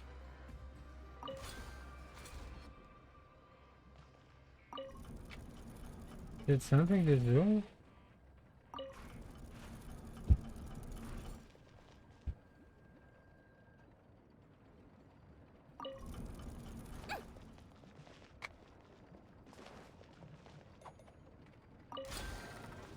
No.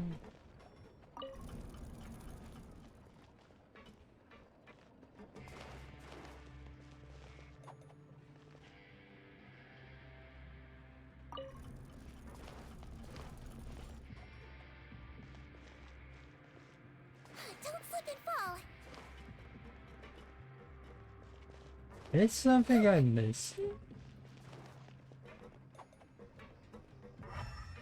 Oh. What is this?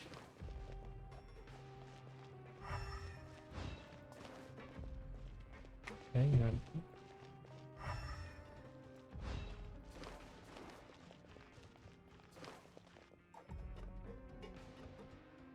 No.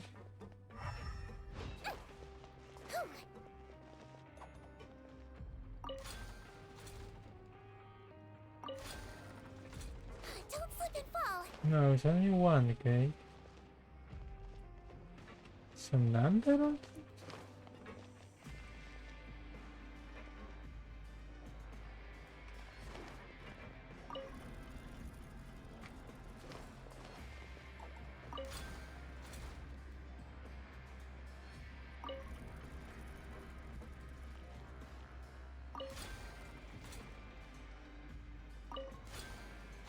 Come on.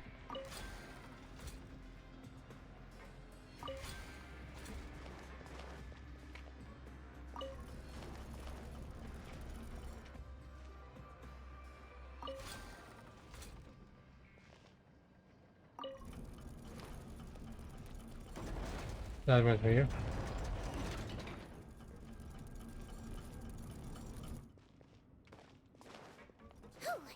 What was wrong with other? Simple to say.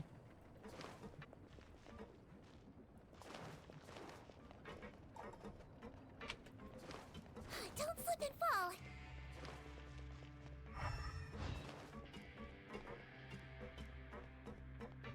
Yep.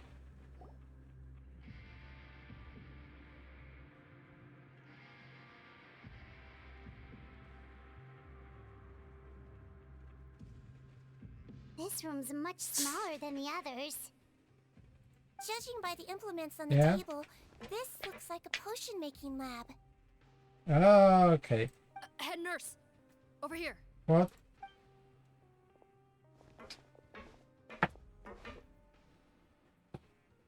Let's see. Huh? Robot's clothes.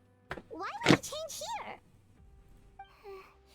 Perhaps they stripped him down, left the clothes behind, and disposed of him somewhere else? Oh. Yikes, Sigewinne, where did that come from? You see, she knows this nice person. What a tragic way to go. Especially with such a bright future ahead of him.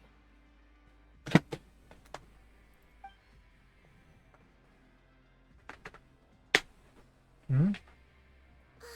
There's a path leading further on, Officer Morgan. Let's keep up the pace. Let's go. But there was few stuff there, I see. What is? Ah, okay. Don't slip and fall.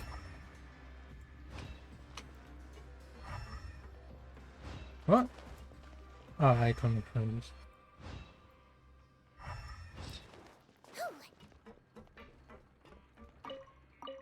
Come on. You bastard.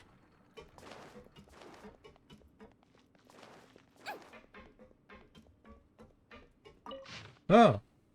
Supply of salt. Complete dry up. Think I means I finally batch of the good price. Finding the to refine liquid may be better to use. No, it is too late. Oh. Don't slip and fall. Ah, here it is just.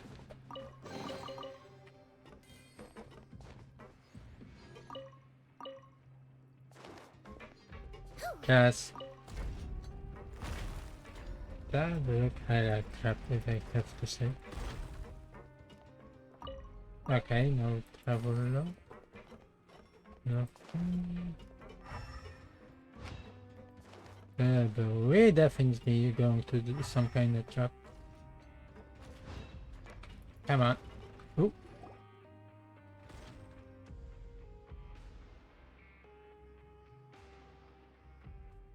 Oh. There's a whole bunch of people in there.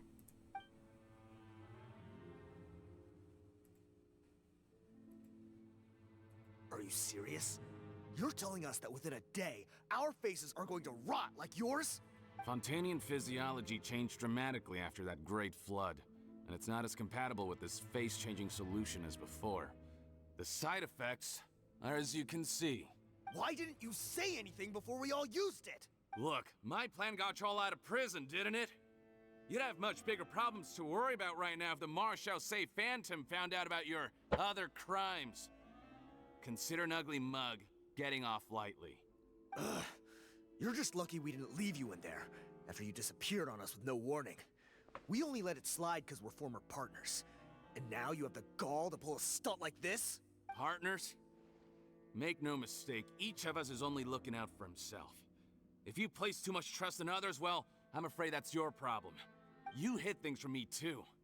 Remember how you each had a spare potion? You kept quiet about it until we planned the prison break? Oh, and you didn't have a secret spare? Then do you want to explain how you melted your face off before all this? Guys, that's enough. Calm down. It is what it is. Arguing won't change anything. What's the plan, Parton? I'm assuming you brought us here for a reason? There is no plan. We followed him here on the promise of more juice. But it turns out there ain't a drop here. Besides, what does it matter now anyway? He already said, even if we did get our hands on more of that stuff, switching faces again solves nothing. They're still gonna melt off eventually. I said enough arguing! Parton, tell us the plan. The most practical solution is to continue using the potion. Keep switching to a new face before the ulcers can start forming. Are you kidding me? This stuff was hard enough to get a hold of even when we had a supply. Now you're asking us to use it like skin lotion, after the flood all but wiped the supply out? Well, there is another option. But you'll have to make a deal with me first. Okay, now we're talking. What's the deal? I have a document I took from that researcher that details how to make a replacement. Just give me one bottle of the undiluted fluid, and I'll get to work. What's the problem? I thought you always kept reserves. Or do you really just have one spare bottle each? What do you think? That we were shipping them into the fortress of Meripede by the basket load? Well then, say hello to never showing your marred faces in public again. Ugh, I've heard enough! Get him! Let's see if that document even exists! Freeze! Marshall, say Phantom! What? Who let them in? Surprise. Hold on. Before anything else, please find out Rawat's status. Rawat? I don't see him. Hand over the hostage now, if you want any chance of avoiding an extension to your sentences. Spare us your condescending attempts to coax us back to our cells. You think we're looking to negotiate? Rawat is dead. Parton? Arrest them all! Don't let anyone get away! Oh. Bye!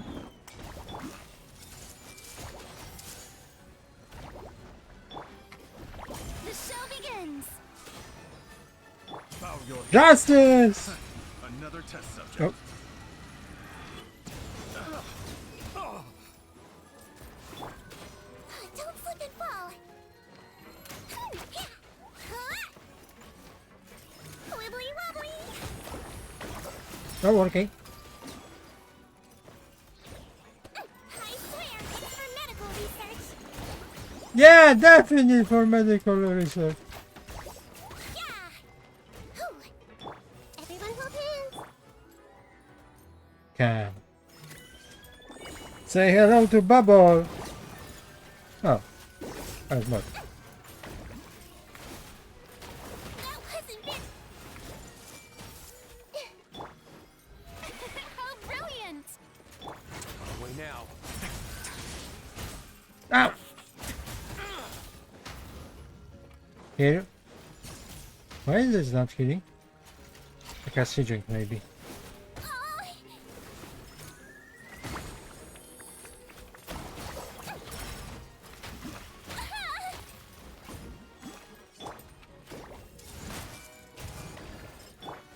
May I present?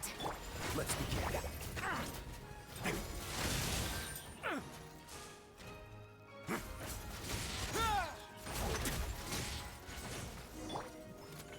Oh. Huh. Gotta say, I never expected to see the head nurse in combat.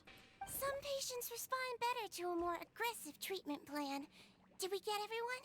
Captain, we finished the head count. Potton's missing. Over there! The door's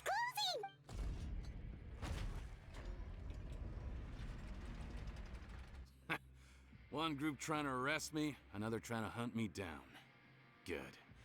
I gotta kill two birds with one stone. How How did he get up there? There must be a secret passage somewhere. Find it! Don't waste your energy. I already sealed it off. How naive. We have more people outside. If we're not back out by the agreed time, they'll come to our rescue. Well then, you'd better hope they get here in time. There's some kind of gas leaking from the pipes. Oh, be careful, it's poisonous. This is our distribution center, where we store the product derived from our source solution. We had to use special fire prevention methods to prevent contamination. The pipe network here was designed to emit a gas for firefighting. One little modification later, and it makes an efficient death trap. Why would you do this? Your partners are here too. Oh, please. If they can't supply what I need, they're of no further use to me. Besides, I can't have them exposing my potential whereabouts. He's a maniac! Come on, we gotta find a way to open that door! Go ahead, struggle in vain. Once the last of you croaks, no one will ever find me again. So long! Are you sure you're ready to leave, Cotton? You haven't changed your dressing today. You can't cure my face, just give up. And what if I could? Nice try. You're just trying to stall me. Don't you worry about me. I'll find a way to cure my face once I get out of here. Oh, I doubt it. After all, Fontanians can no longer dissolve in primordial seawater. What the... How did you... The key component of the face-changing potion is the fluid left behind by dissolved Fontanians. It might look like ordinary water, but it has some unique elements in it. Oh, that is so messed up. Before the flood, all Fontanians were oceanids, physiologically speaking. A potion made from that fluid could dissolve and reconstruct the face of a Fontanian in much the same way as hydroidolins change form. Theoretically, it could give someone any appearance they wished. But since the flood, Fontanians have become true humans. They can no longer provide the source material for this potion, nor reap its benefits. Are you saying this potion is made from Fontanians dissolved with primordial seawater? Then their crimes are far worse than I thought. Yeah. How could you know all of this? No, wait. Of course! Well, well. So that's why you have a human appearance. It also means that I have a formula you're unaware of. The air's getting thicker. It's getting hard to breathe.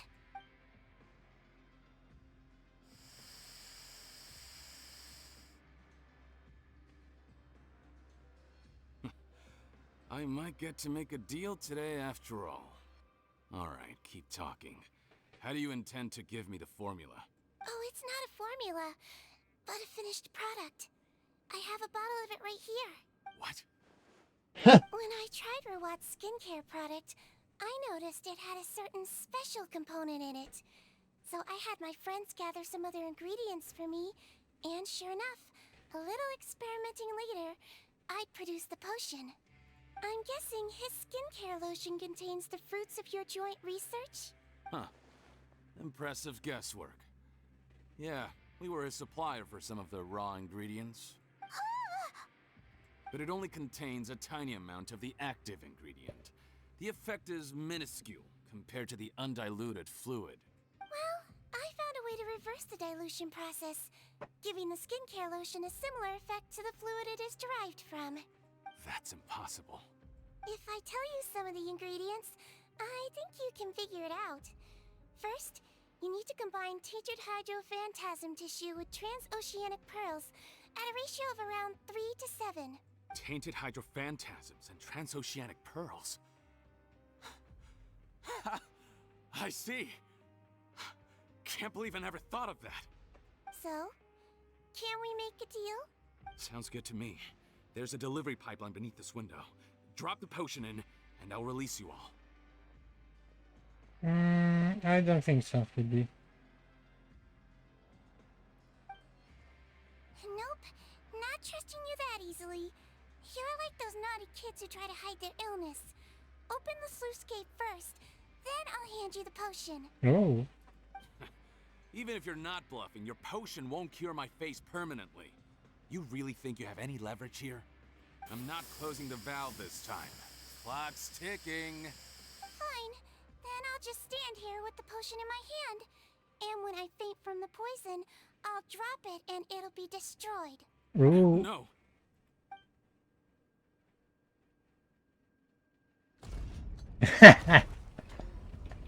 It's open! Disable that sluice gate! Jam it! Don't let it close again! That's more like it. In that case, a promise is a promise. Head nurse, there's too much poison gas in here. We have to leave, now!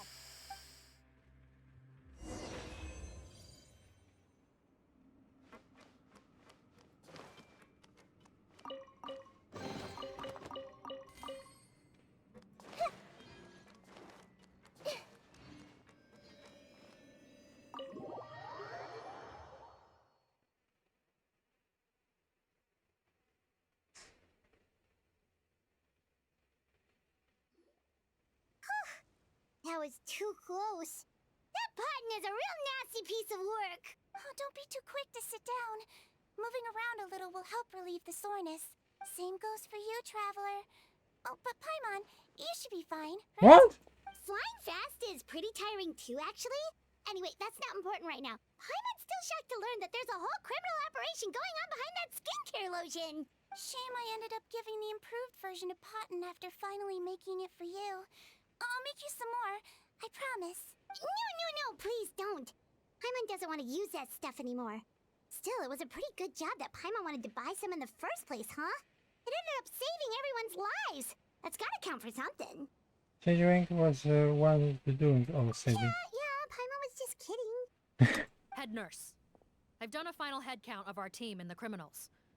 Everyone's here and doing fine. We're ready to escort the fugitives back to the fortress of Meripede. It's a shame that we didn't find Rawat. At this point, I'm afraid he's probably deceased. What a horrible bunch. Especially that Potten guy. If he hadn't made good on that deal, we'd all be dead because of him. No, we wouldn't. I always keep a whole bunch of antidotes on me for emergencies. And one of them neutralizes that poison gas. What? We'd have been fine, even if you hadn't opened the gate. Oh, wonderful. What? Then why did you give him the potion? If this is true, I must concur. Sorry to be blunt, but I think you made a bad decision by handing him that bottle. If he changes his appearance and flees Fontaine, it's unlikely that we'll ever find him. No matter how cooperative his accomplices are when we question them. No, you don't understand. I gave him the potion precisely so we could be sure where he'll go next. What do you mean? We gotta hurry. She won't last much longer. Ah, his mother.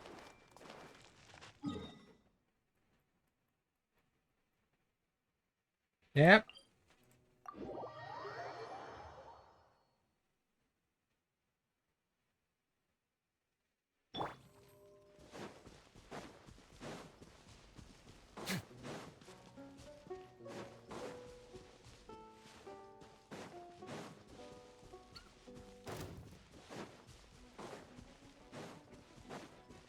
Mother.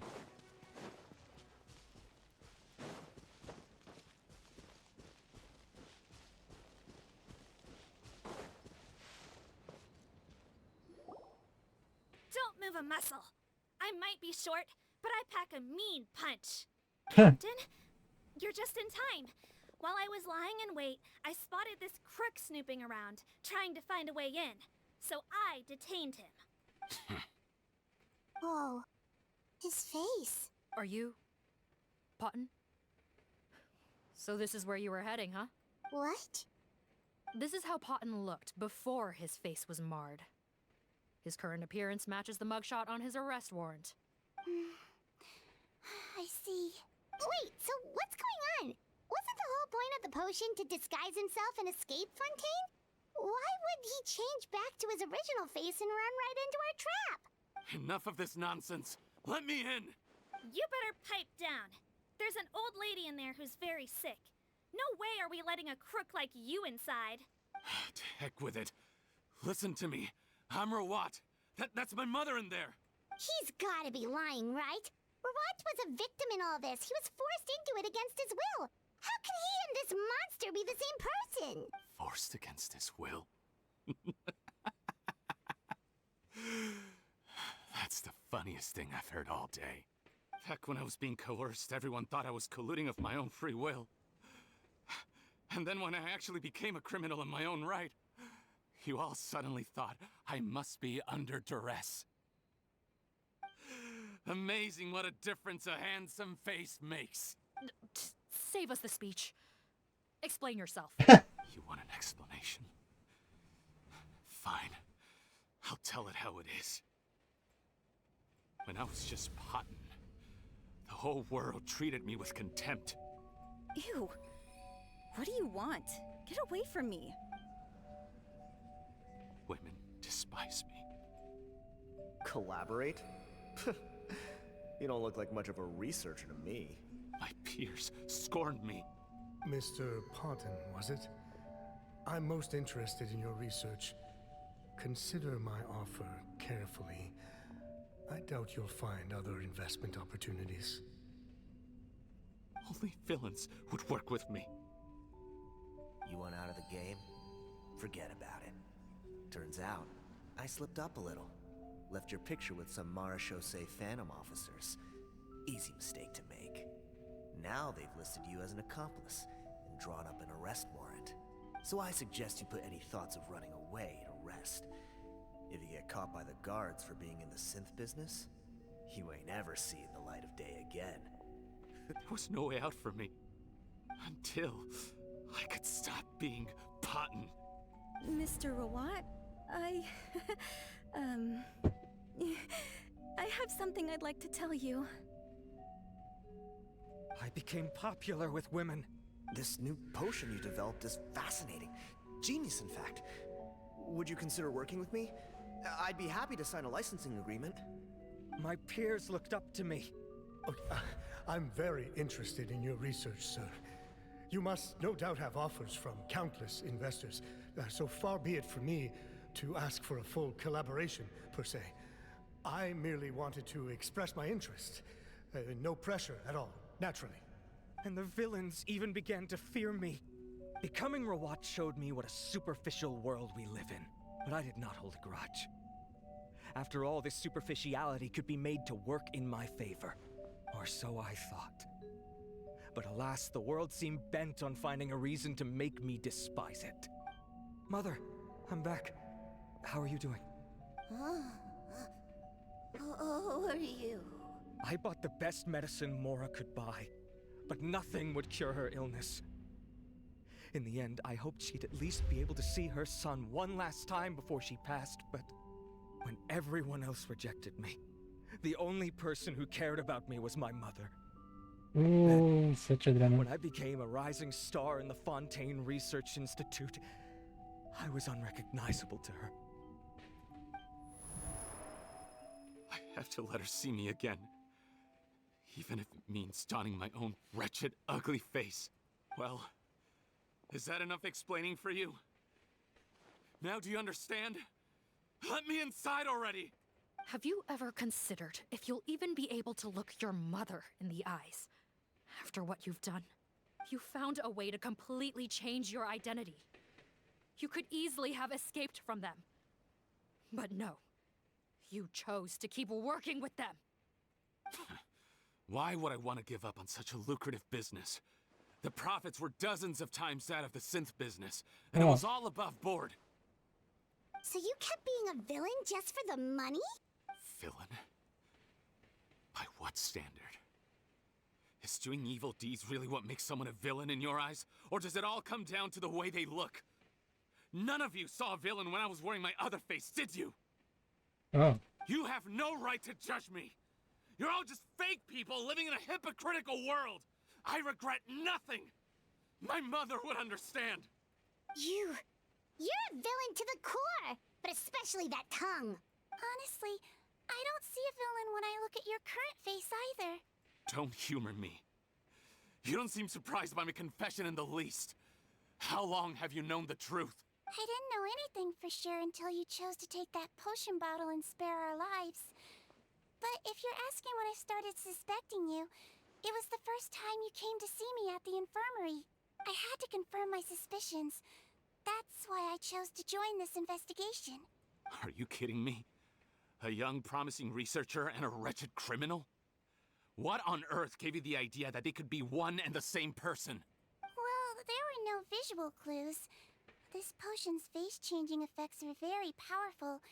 Even as a Melazine, I couldn't see through the disguise. But I believe I understand humanity a little better than most of my kind. Humans have certain fundamental qualities that do not change with their appearance. Fundamental qualities, huh? So you think you're the one who's seen through me, do you? Most people probably don't know this, but I think I can guess what your deal is. Melazine constitutions are very close to that of water, so it stands to reason that the potion should work on them too. You use it yourself, didn't you? That's why you have a human appearance. Ooh. Sigewinne? Yes, you're right. I'll bet it was back in the days when Melazines were discriminated against because of their appearance. It was either carry on living in the gutters as part of an alien race cast out by humanity, or become the head nurse of the fortress of Meripede, revered by all. Not a hard choice to make. It's a no-brainer. So you see, you and I were the same. And I'm the one who saw through you! That's not important right now. You came here to see your mother, didn't you? Well, I can grant you your wish. Huh?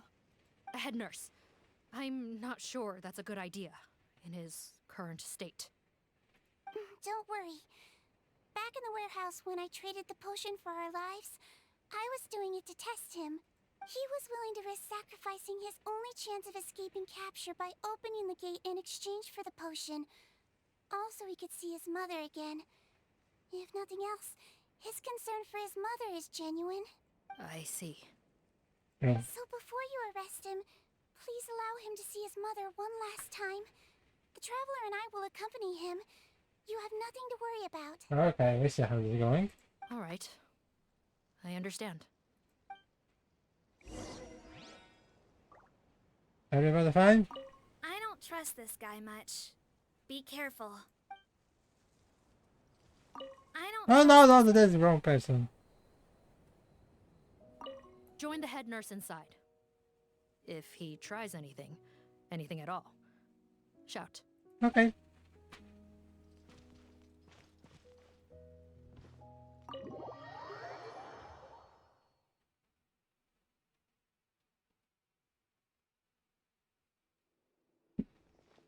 Mom? It's me, Potton, your son. You recognize me now, don't you? Mom, what's wrong? I'm sorry, but I have some bad news. I examined your mother last time we were here, and it appears that due to her prolonged fever, she's lost her eyesight. Oh. Your appearance no longer has any bearing on her ability to recognize you. But there are always other ways to remind our loved ones who we are. Wouldn't you say? No, it can't be. Please, Mom, open your eyes. It's me, your son, Potton. If you really can't see my face, then here, take my hand. Tell me you feel your son's hand. I've done so much to get to this point. Please, you have to recognize me.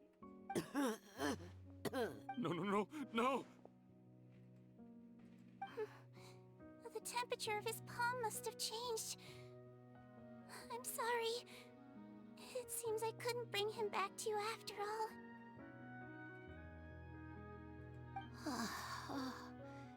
It's you. Thank you. Of course. Mom, why will you answer her and not me? Why? No more questions, Potton. She's gone. Oh. Oh, that destroyed him. Mom. I'm sorry to say this, Potton, but you and I are not the same. Oh.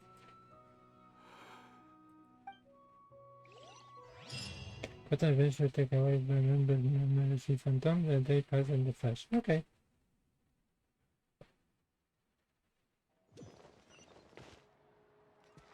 Oh. A drink? The wait is over, everyone! The sale of our new skincare product, Romaritime Essence, will now begin. Another skincare promotion! And it's selling as fast as last time. Wonder what people would think if they knew what was in the last batch. Better than I say. Oh, Sigewinne's here too! Hey, Sigewinne! Oh, Traveler Paimon, hello! Oh, I hope you two got a good rest yesterday after all your hard work. Of course! Nurse's orders, right? Anyway, are you here to take notes for your next article? Actually, I'm mostly here to help Officer Morgan wrap up yesterday's case. Oh. Ah, that reminds Paimon. That stuff sold like crazy, didn't it? Is it gonna cause huge problems? Nope, there's nothing to worry about. Unless modified, Butterfly Dew is an excellent skincare product that's completely safe to use. Oh. Besides, officers have already retrieved all Butterfly Dew purchased on the market. Now it's just a matter of disposal. Oh. After consulting Monsieur Nervulette, I came up with a way to neutralize any harmful effects, so it'll evaporate naturally without polluting water or soil. Wow, it's Sigewinne to the rescue again! Thank you for serving as our consultant, head nurse. All the butterfly dew we recovered has been disposed of, according to your instructions. Great! Good job, everyone! Also, you mentioned you wanted a copy of Rawat's interrogation records. Well, technically, Potton's records. Anyway, I have them with me. After he saw his mother for the last time, it was like all his mental defenses came crashing down. He put up no resistance during the interrogation, and answered all our questions. We learned a lot. Apparently, the formula was something he discovered by chance, while helping the criminal gang produce synth. Later, he came up with the idea to dilute it, and use the resulting substance as a skincare product. Their supplier was Vache. But you could also argue that they were the ones doing him a favor. His operation helped Vache's gang dispose of an enormous amount of evidence. What the hell? It made for a seamless collaboration. One man's trash was another man's treasure, and there were no loose ends. It's no wonder we never noticed what Potton's gang was up to. Vache again, huh? Is there still no end to the harm he caused? Make no mistake. The crimes of Vache and his accomplices will come to an end. It's only a matter of time. Since the flood cut off their supply of primordial seawater, they've been forced to resort to riskier methods, like using their private reserve to attack people on the street. Naturally, those attempts all ended in failure. After receiving numerous reports, we were able to zero in on the gang and eventually round them up. That sounds more like it. Based on what he told us in his confession, we pretty much had him backed into a corner, even though he made a point of distancing himself from the gang while disguised as Rawat. He tried to throw us off his tail by reporting his accomplices, giving him enough time to transform back into Potton and see his mother one last time.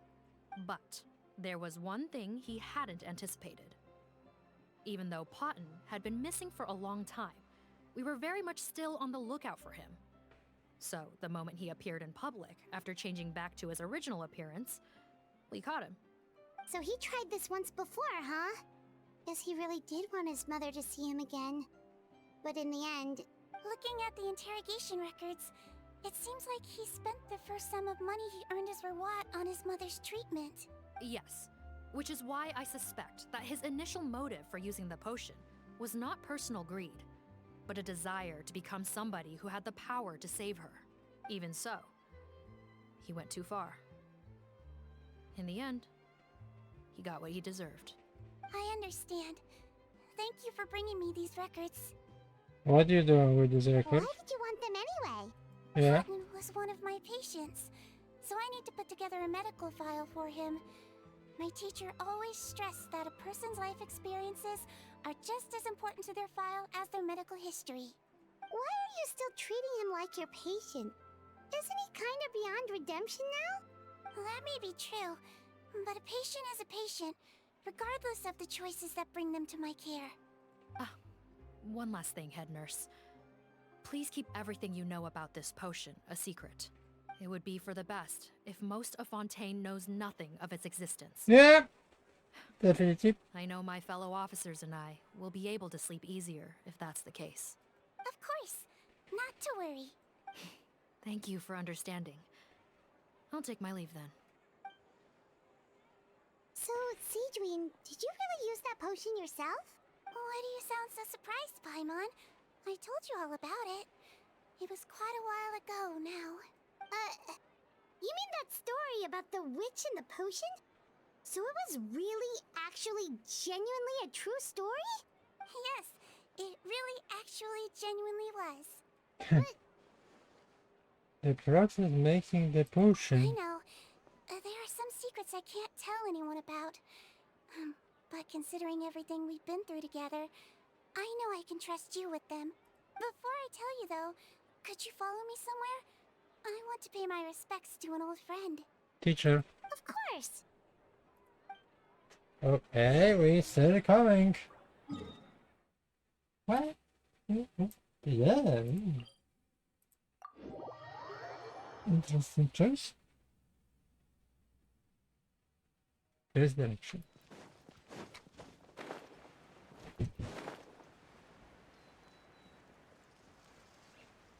It's safe here? We see. No, no, right, please.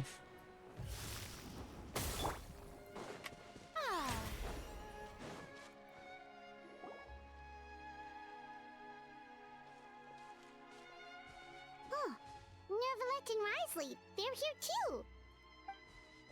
Good to see you, traveler. Oh. Paimon. I trust all has been going well for you. Big news, everyone. The Udex is out of his office on important business. Is that genuinely something people would consider big news? It's a joke. Why wouldn't they? Important business is a big deal. Ah, yes, you're quite right. When someone you care about requires emotional support, being there for them at the right time and place is of the utmost importance. Oh. After reading the Maréchal Phantom's reports, I had a feeling a trip here might be in order. Take note. That, my friends, is how Monsieur Nervalette shows that he cares. We're both here for the same purpose, actually. To accompany Sigewinne as she pays her respects to her late teacher. So the old friend she mentioned was her teacher then? The witch? Oh, sorry. Paimon didn't mean to be rude. It's only because Sigewinne calls her that all the time, so... I doubt she considers that title to be offensive, Paimon. Don't worry. Indeed. In fact, I believe Sigewinne would take it as a sign of affection. She has spoken of this doctor on many occasions, and it sounds like she was a truly generous individual. In those days, many people harbored prejudices against Melusines. She was the only teacher willing to take Sigewinne on as a student. Oh. Wow. It's really nice of you two to be here for Sigewinne. Guess you guys really look out for your younger colleagues, huh? Younger colleague? Well, that might be true for the Udex, but I'm not sure I can say the same. Sigewinne served a sentence in the fortress of Meripede hundreds of years ago, and after she did her time, she decided to stick around. She's been an integral part of our administration. What sentence? Oh my. Strictly speaking, the head nurse has been around longer than most people in the fortress, myself included. Pretty sure that makes me the younger colleague. She served a sentence? She commanded cry? Yes. Long before I became Udex, there was an ancient law in Fontaine that prohibited any attempt to transform another species into a human. Oh. Initially, I and most researchers believed this law to have been imposed due to ethical concerns. But now, it seems more likely that the law was nothing more than an insurance policy. a way for Egeria to ensure that her people would remain insulated from the truth, thus enabling them to lead more straightforward, happier lives. Ignorance is bliss, as they say. Sigewinne had her reasons for choosing to obtain a human form, but the act was nonetheless in clear violation of the law. Could you tell us a little bit more about what happened back then? Certainly. Sigewinne does not object to her close friends learning about her history. In fact, I first learned of it myself because she confessed the truth to me of her own volition. Okay. Even with their daughter so ill, they kicked you out? Stubborn as always. And prejudice isn't a disease I can cure either. Shame that I don't have the energy to get over there. You're laughable, you old witch. You want to save everyone in Fontaine, but you can't even save the patient before you. Master, what are you? I discovered a strange disease, one I suspect that every Fontainian suffers from. But without witnesses or proof, no one will believe me. I had no choice but to experiment on myself to find a cure, but I hit a wall. And as you can see, it took a wretched toll on me. Then I'll find a cure for you, and then you can go cure her. There's no need. I am beyond saving now. There's nothing you can do. But, Master... As I said before, a doctor's duty is to treat whatever ailments they can. I know, but they don't trust me at all.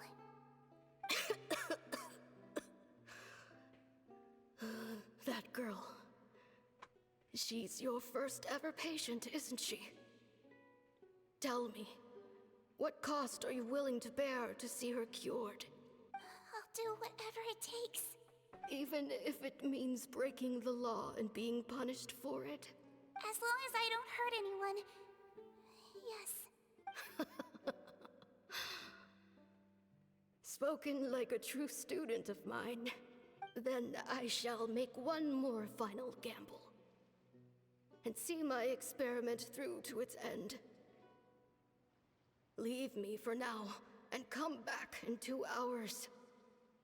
If I am able to work this miracle, then I will have found a way to save all Fontainians, and I shall be able to help you treat that girl.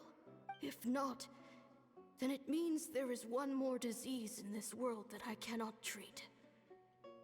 In that case, do not come looking for me. I will leave you a parting gift.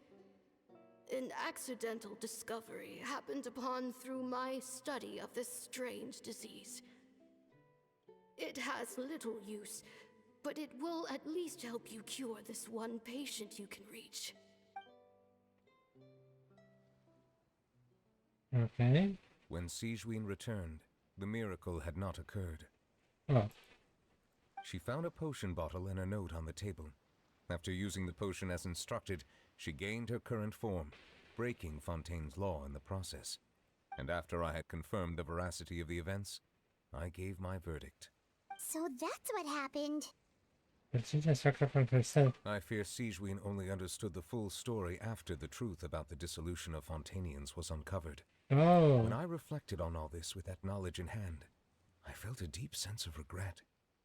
As I use the law to uphold justice, there are times when I cannot help but acknowledge its ruthlessness. After the final details of the events surrounding Sigewinne's transformation came to light, I checked several sources and, thankfully, the legal code does not require Sigewinne to shoulder any additional punishment. Wonder how she feels about all this.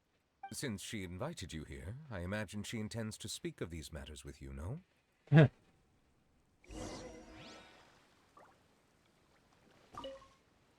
On behalf of the Maréchaussée Phantom, I would like to once again thank the Fortress of Meripede for your assistance in the response to yesterday's prison break. Our head nurse and the Traveler in Paimon did most of the heavy lifting, I would say. Sigewinne seems to be in good spirits. I trust work hasn't been too hard on her lately? Well, she might be the only permanent medical staff in the fortress, but there's plenty of people with medical knowledge willing to help her out. I am most relieved to hear it. Oh. The way you're asking after her well-being makes you sound like a concerned parent. Oh, definitely. Well, I won't lie. I've always seen myself that way. Showing your age a bit there, don't you think? Indeed. Actually, I often forget just how much older I am than you. Well, while we're on the topic, what did you do before getting this job anyway? Spend all day swimming in the sea from east to west and then north to south? Yes, and from the surface to the ocean floor on occasion. Wow. Impressive. Apologies, that was merely an attempt at humor. You can disregard what I said. That's impossible, I'm afraid. My imagination's already running wild. Okay. That was hilarious. Okay, Sigewinne.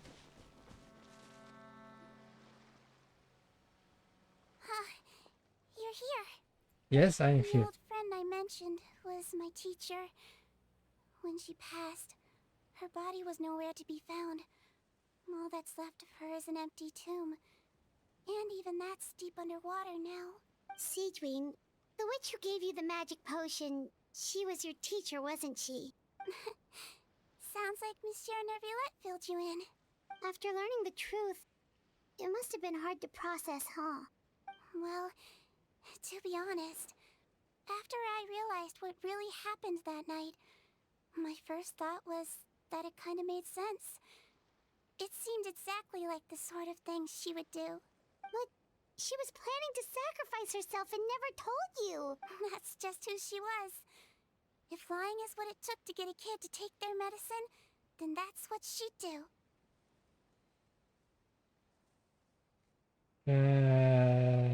Okay, first I just threw. Alright, but why did you turn yourself in? I broke the law, simple as that. My teacher made her choice, and I made mine. True. It's just the way Patton framed it when he was asking you all those questions, it made Paimon really mad. You're not like him at all, and everything Neuvillette said confirms that. And yet, you were still convicted and thrown in prison. It just feels so unfair. Unfair? I happen to think just the opposite. If I hadn't served that time, I'm not sure I would have been able to stay strong when he was questioning me. Oh. What makes you say that? I knew you'd be curious. Let me tell you a story. Another? The verdict came down. This Melusine is guilty. Deudex defended the authority of Fontaine law, but he did not confiscate the Melusine's medical kit. And so, the Fortress of Meripede gained a new little doctor. She still wore her hood and raincoat, even though it never rained in the fortress. Perhaps thanks to her human appearance, no one refused her treatment. She treated more and more patients, and her sentence grew ever shorter. Finally, the people of the fortress could not live without her, and though her sentence ended, she did not leave them either. Then one day, she received an invitation from the outside world. The location seemed familiar, and when she arrived, an old lady was waiting for her. She saw right through the Melusine's disguise, but didn't reveal it. Instead, she asked a question. Tell me, why do you think you gained the respect of so many people, despite being a Melusine? What? Because I look like a human? It's been 50 years, Sigewinne. Oh? And you haven't aged a day. I think everyone knows you are not human. I finally found you, after all these years. I still remember, you know. It was you who saved me that night. But how? I was no longer a Melusine by then. Does it really matter if you're human or Melusine?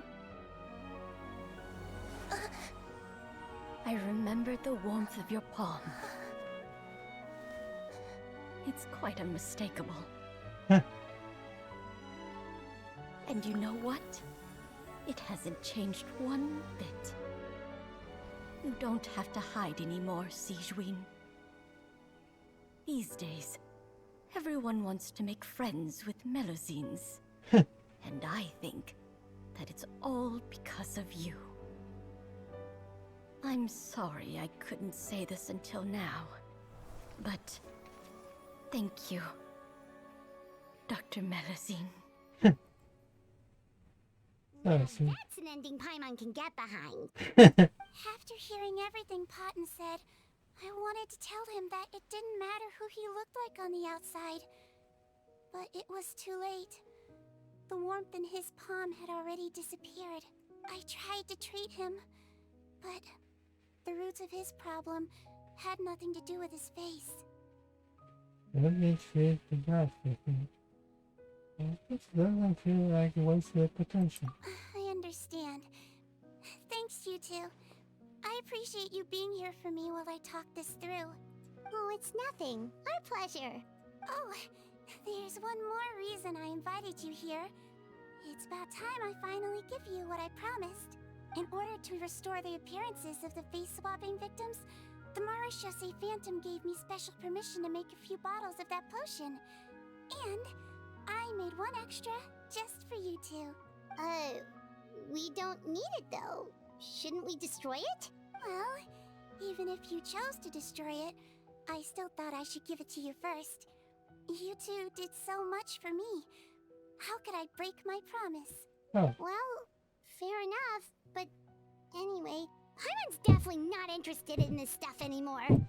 Still, if this is the very last bottle in all of Teyvat, getting rid of it would feel like kind of a waste.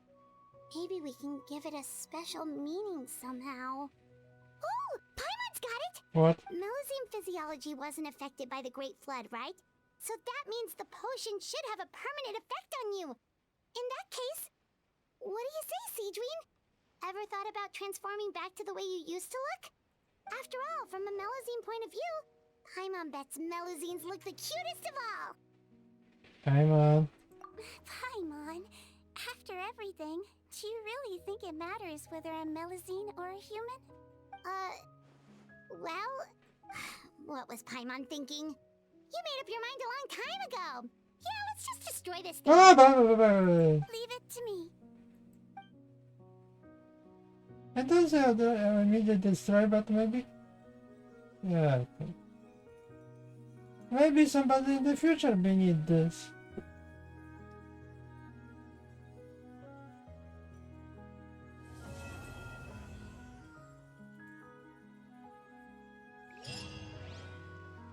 Can you drink? I'd like to stay here with my teacher for a little longer.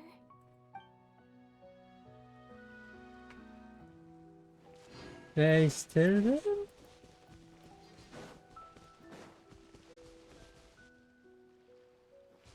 No.